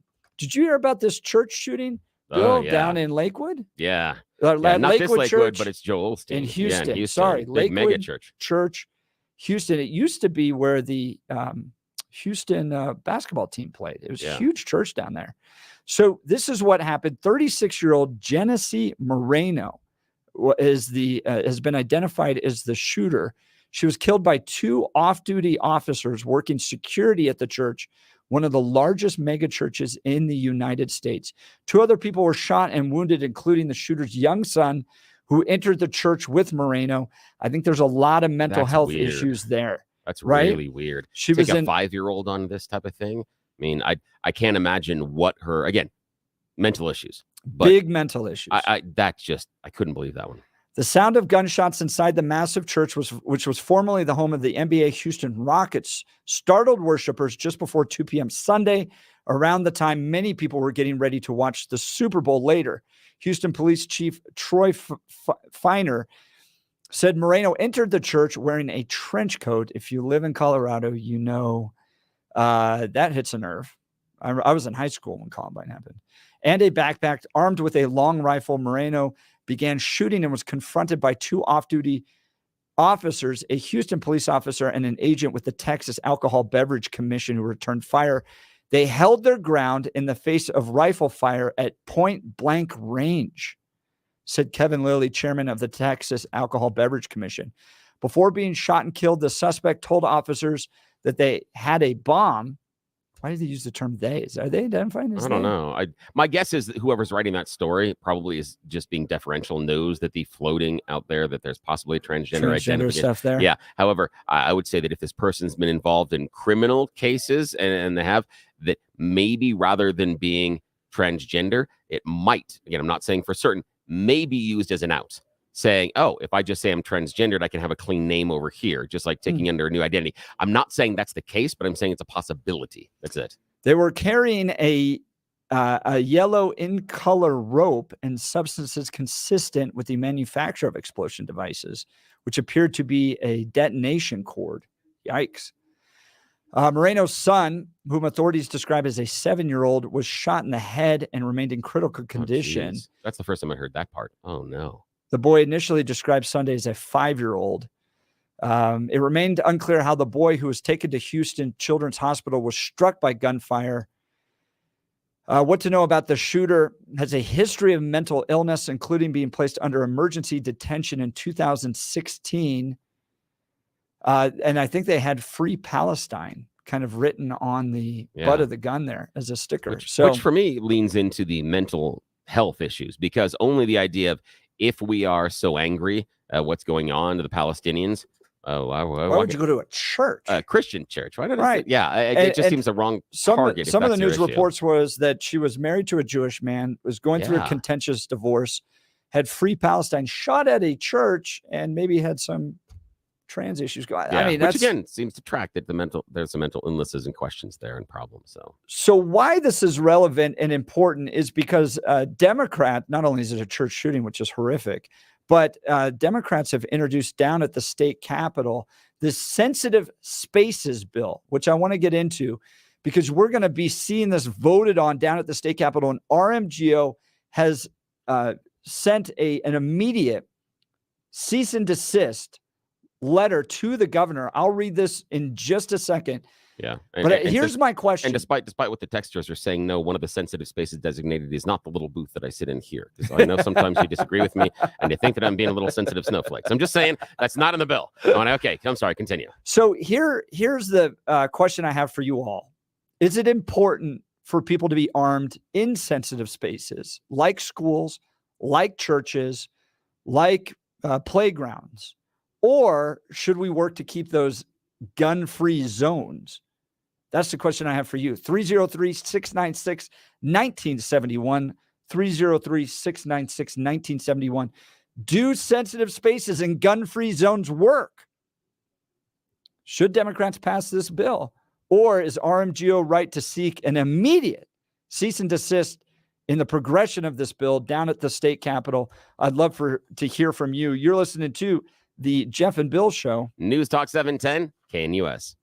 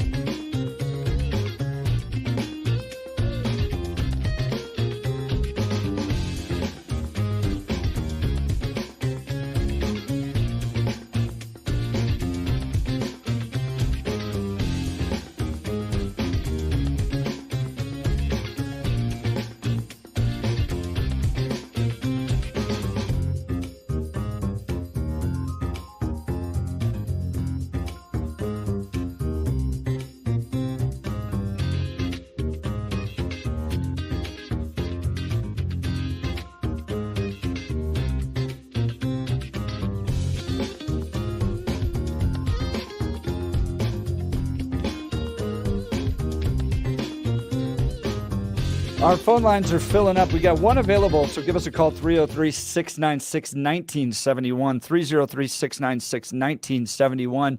There was a shooting at Joel Osteen's church down in Houston yesterday. Meanwhile, Democrats are introducing a bill at the state capitol to say, hey, we're going to keep guns out of, quote, sensitive spaces, including churches. Is that a good idea? Before we get to Robert, I want to address a text message. Whatever happened to all the tax money we were supposed to get from marijuana? Well, the Centennial Institute looked into this in 2018. We released a study that found that for every $1 of tax revenue the state was taking in, we were spending $4.50 dealing with the effects of it. It was a huge financial problem for the state of Colorado. It didn't make us any money. Everything that they were promising, this is going to go to schools. It went to very small little lipstick projects like, we're going to improve the fire alarms in the schools, those types of things. Or we might put a little playground out there. It wasn't enough money to do a lot. Now, they'll still trout out there. Oh, we got a lot of tax dollars, but the amount of money we're having to spend dealing with the effects of it, the social consequences related to having pot here is a lot worse. So if you just Google marijuana study and Centennial Institute, you'll get that.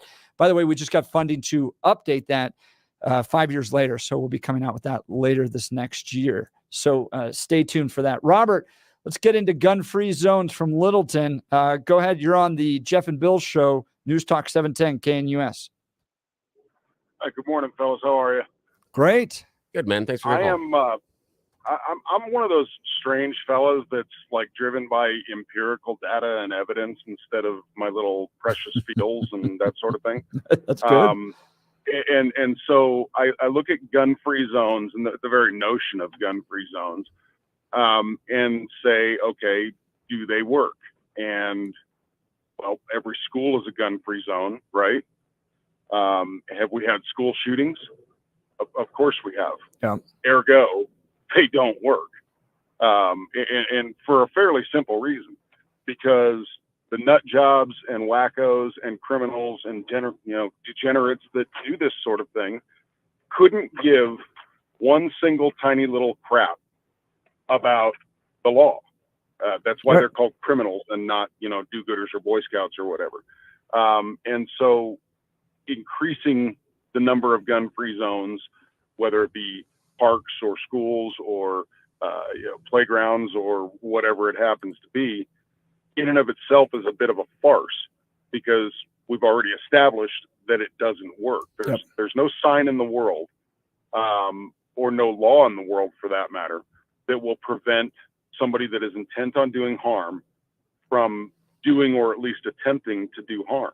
That's right. That's right. The only quote unquote gun-free zone that I can think of that actually kind of works is courthouses and places like that. And it's not because it's a gun-free zone. It's because there are people with guns inside everywhere that will shoot you if you go in there and try to, do violence and harm to other people. And it's been that way for longer than I've been alive, and I'm 50. Yeah. So I mean, here's the truth. If you have somebody that brings in a gun to cause harm, you're going to need somebody with a gun to stop that person with a gun. Oh, period. And it's the only way you stop them, right? So you're either going to have to call somebody, right, police officers to come by and to stop that, or if in some schools with Faster, with Able Shepherd, some great organizations here in Colorado, they have armed teachers that are able to shoot back. Trained teachers are able to shoot back. So it's going to take a gun to stop a bad guy with a gun. It just depends on who that person's going to be. Go ahead, Robert. Yeah. Well, I can only use this example at my church, and I'm not going to name the church because I don't really want backlash on anybody. We have what's called a critical response team, and those of us that are on it are either active or former law enforcement or military, who have been through additional training programs for a civilian setting as opposed to a military setting, and we are armed, and we kind of move about and keep our eyes peeled, sort of thing. I don't want to go into a great deal of detail, but and thankfully it's never been something that's had to be employed. But we are there so that if somebody like this shooter in Joel Osteen's church or the Sutherland Springs Texas shooter or anybody else that wants to come in and do the members of our congregation harm, it's not going to work out. You know, I mean, that's really the long and the short of it. I understand. I see what you're saying, Robert. And I would say that inside the conversation, not for right now, but inside the conversation, I do agree with you on the idea of gun-free zones. They are vastly ineffective. However, we do have one example of a gun-free zone that works fairly efficiently and has worked for decades inside America. However, as citizens, we probably be uncomfortable with the rules and regulations surrounding it, and that would be our military bases. Mm-hmm. They have piles and piles of weapons. Very few people are allowed to carry armed walking around those bases, if any. Correct. But again, I put that to the side. In this conversation that I'm hearing, I agree that in the gun-free zones, it is a target-friendly area. There's nothing there that we can do in that moment. But the thing that I'm having a hard time understanding this conversation, and maybe you and Jeff can help me understand, is you have come to the conclusion that there is nothing we can do to prevent the bad guy from getting their hands on the weapon. That's the issue that I have. How come No. But how come but you said the bad guys didn't do the bad stuff. The whole idea that we're focusing on this conversation is about having someone armed there as the response. The question I have at the core is, shouldn't we be more focused about the person with the ill intent getting their hands on the instrument of death first? That seems to me to be the important part in this conversation. No, and I would agree with you. And please don't misunderstand me. I have never and will never take the position that there's nothing we can do to keep someone from getting a firearm or any other instrument of harm, for that matter. There's a very fine line to be drawn between an overly restrictive law that prevents a law-abiding citizen, a responsible citizen, whatever terminology you'd like to use, from exercising their Second Amendment rights to keep and bear arms. And then the flip side, or the other side of that fine line, is simply allowing anybody to walk out and, get a gun. Yeah, I like that, Robert. I like that because I seem like you and I both talk about this being that fine line of that law, and what that could be is like dancing on the head of a pin.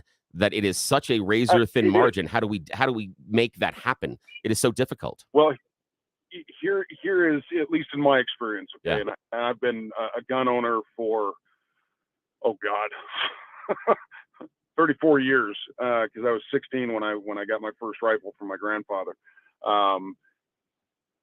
There are, at least in Colorado, about 12 different laws that I know of, and I know that there are infinitely more than that, but there are about 12 that I know of off the top of my head that, if enforced, as given the ability to do so within the law, would prevent the vast majority of people from obtaining a firearm who shouldn't. And I'm not saying illegally necessarily, but who shouldn't, because people like James Holmes, who did the Aurora Theater shooting, he was able to legally purchase a gun. But why was he able to legally purchase a gun?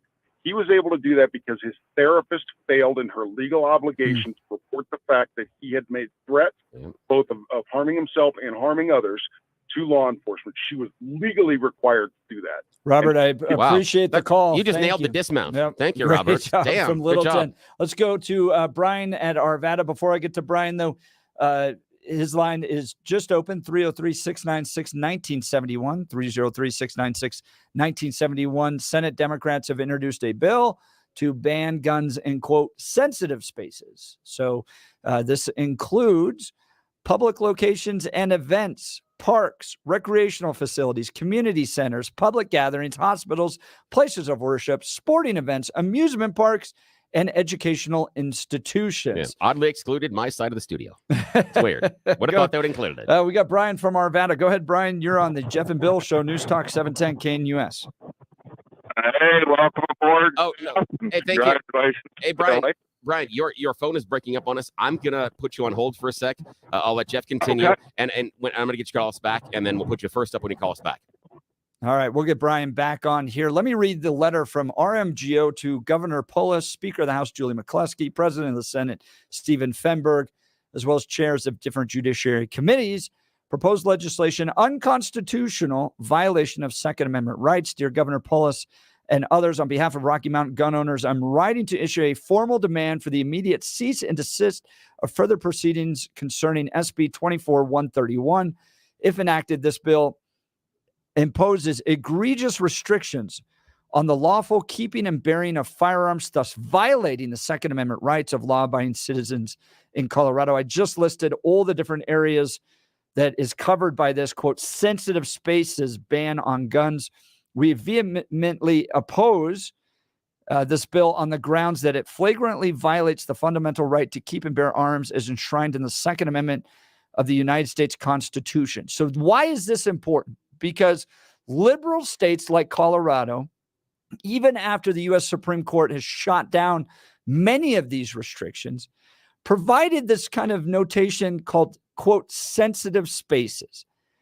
And what the U.S. Supreme Court there was thinking was like highly secure facilities, those types of things, but it didn't clearly define them like that. And so in light of that, liberal states are now running out there to pass bills, essentially claiming anywhere is a, quote, sensitive space. The proposed legislation runs counter to recent Supreme Court precedents, including District of Columbia v. Heller, New York State Rifle and Pistol Association v. Bruin, which affirms the individual's right to possess firearms for self-defense and personal security inside and outside of the home. It is imperative to recognize the provisions outlined in SB 24-131 directly threaten the liberties and safety of law-abiding citizens by unlawfully restricting the exercise of Second Amendment rights. This bill undermines the principles of freedom and individual sovereignty upon which our nation was founded. Let's go back to Brian Arvada. You're on with Jeff and Bill.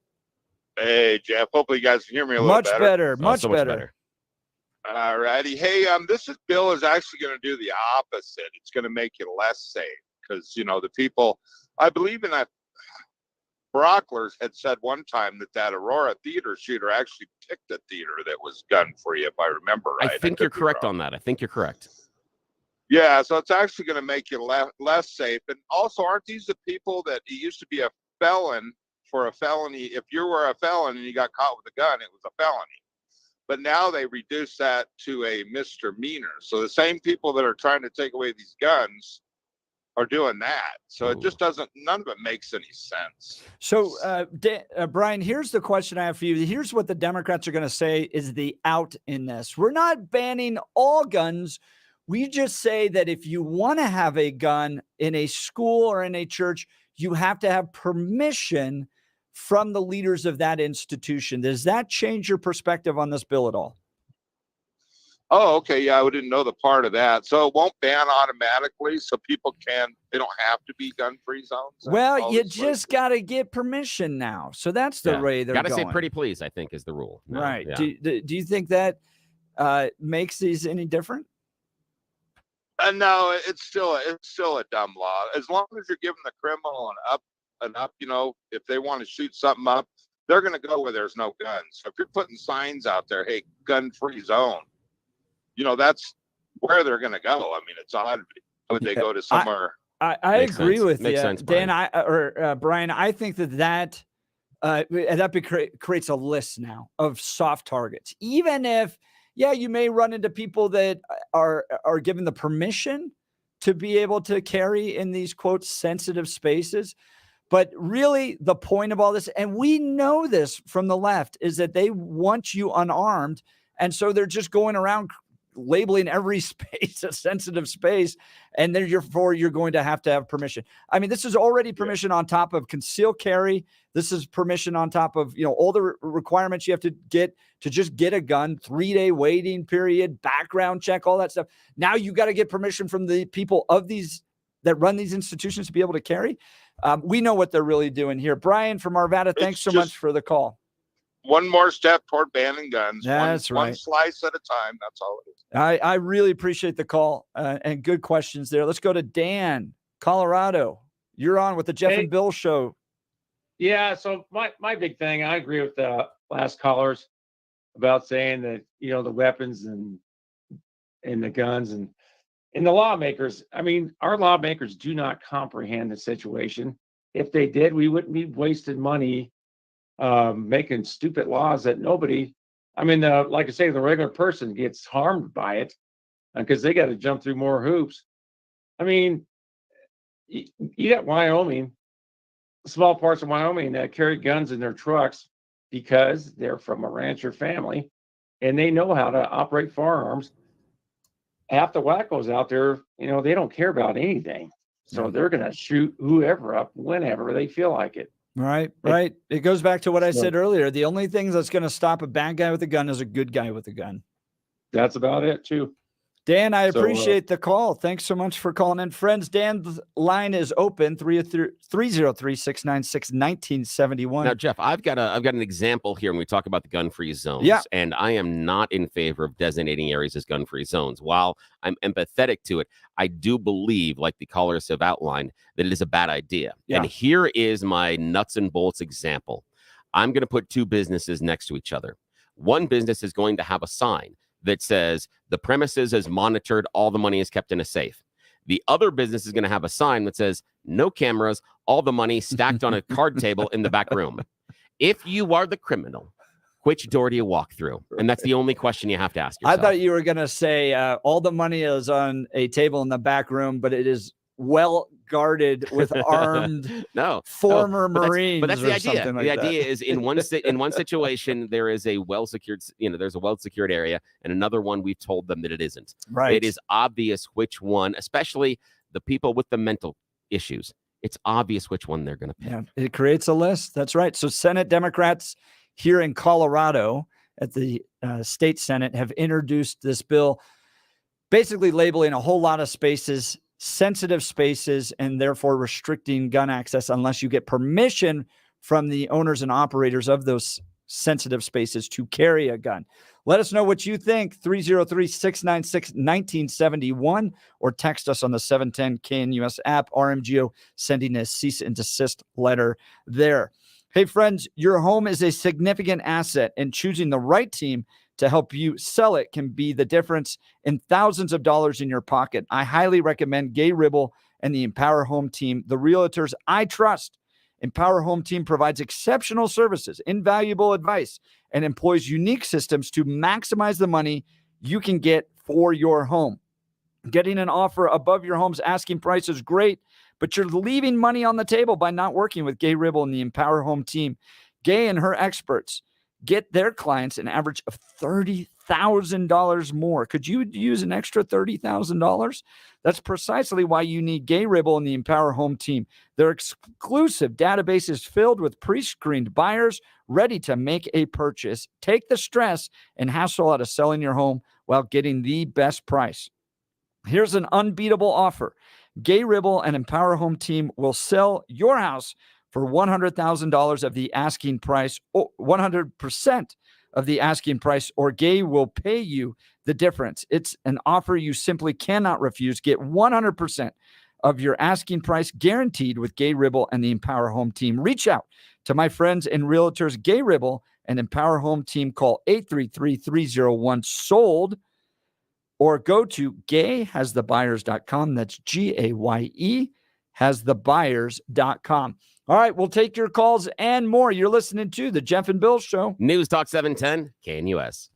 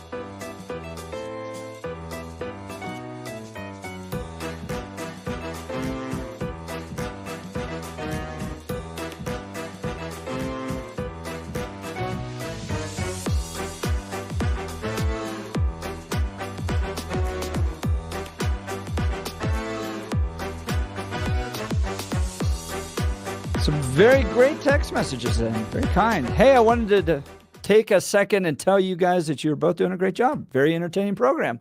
Well done, Bill. Tell my mom I will call her later. Thank you so much. That's great. Here's a great question. This is a really important text message question. When do we start holding our legislators and governor and political officers accountable for all of the taxpayer money they waste with these unconstitutional laws that are obviously unconstitutional and should have never been brought into the legislature in the first place? Here's a theory that I'm working on. The state of Colorado has become, because the left has just total control over it, right? House, Senate, supermajority in the House, not a single Republican elected statewide, that they feel like this is a testing ground for cases that they want to work through the court system all the way to the U.S. Supreme Court, right? Like Jack Phillips, obviously easy case to decide. 303 creative, another easy case to decide. Trump ballot access, right? Whether or not he was an insurrectionist that the state of Colorado can just keep off, unilaterally just keep off the ballot. Obviously, that, as we talked to Chris Murray earlier, that could be a 9-0 decision. And then you have this law that they've introduced to basically claim everywhere is a sensitive space down at the Colorado State Senate. And ergo, we can control the guns that people bring in because everywhere is now a safe space. Listen to this letter from Rocky Mountain gun owners. Furthermore, we draw attention to the ongoing legal challenges against similar legislation in other jurisdictions, indicating the unconstitutionality of blanket firearm bans in public spaces. The recent preliminary injunction issued by Judge Carney and May v. Bonta underscores the judiciary's stance against such overreaching measures. Additionally, I would like to draw your attention to Judge Carney's scathing description of California's sensitive spaces law, which, Colorado just introduced this week too. In it, he describes the law as, quote, repugnant to the Second Amendment and openly defiant of the Supreme Court, unquote. They know what they're doing here in the state of Colorado. They absolutely know what they're doing. And as a result, they're trying to run these test cases and waste hundreds of thousands of dollars of taxpayer dollars in order to run these through the judicial system. I think it's just crazy. Let's go to Patrick. Go ahead, Patrick. You're on with the Jeff and Bill Show, News Talk 710 KNUS. Good morning, gentlemen. Good morning. I have a real good question. You had said included in your sensitive spaces, public places. Mm-hmm.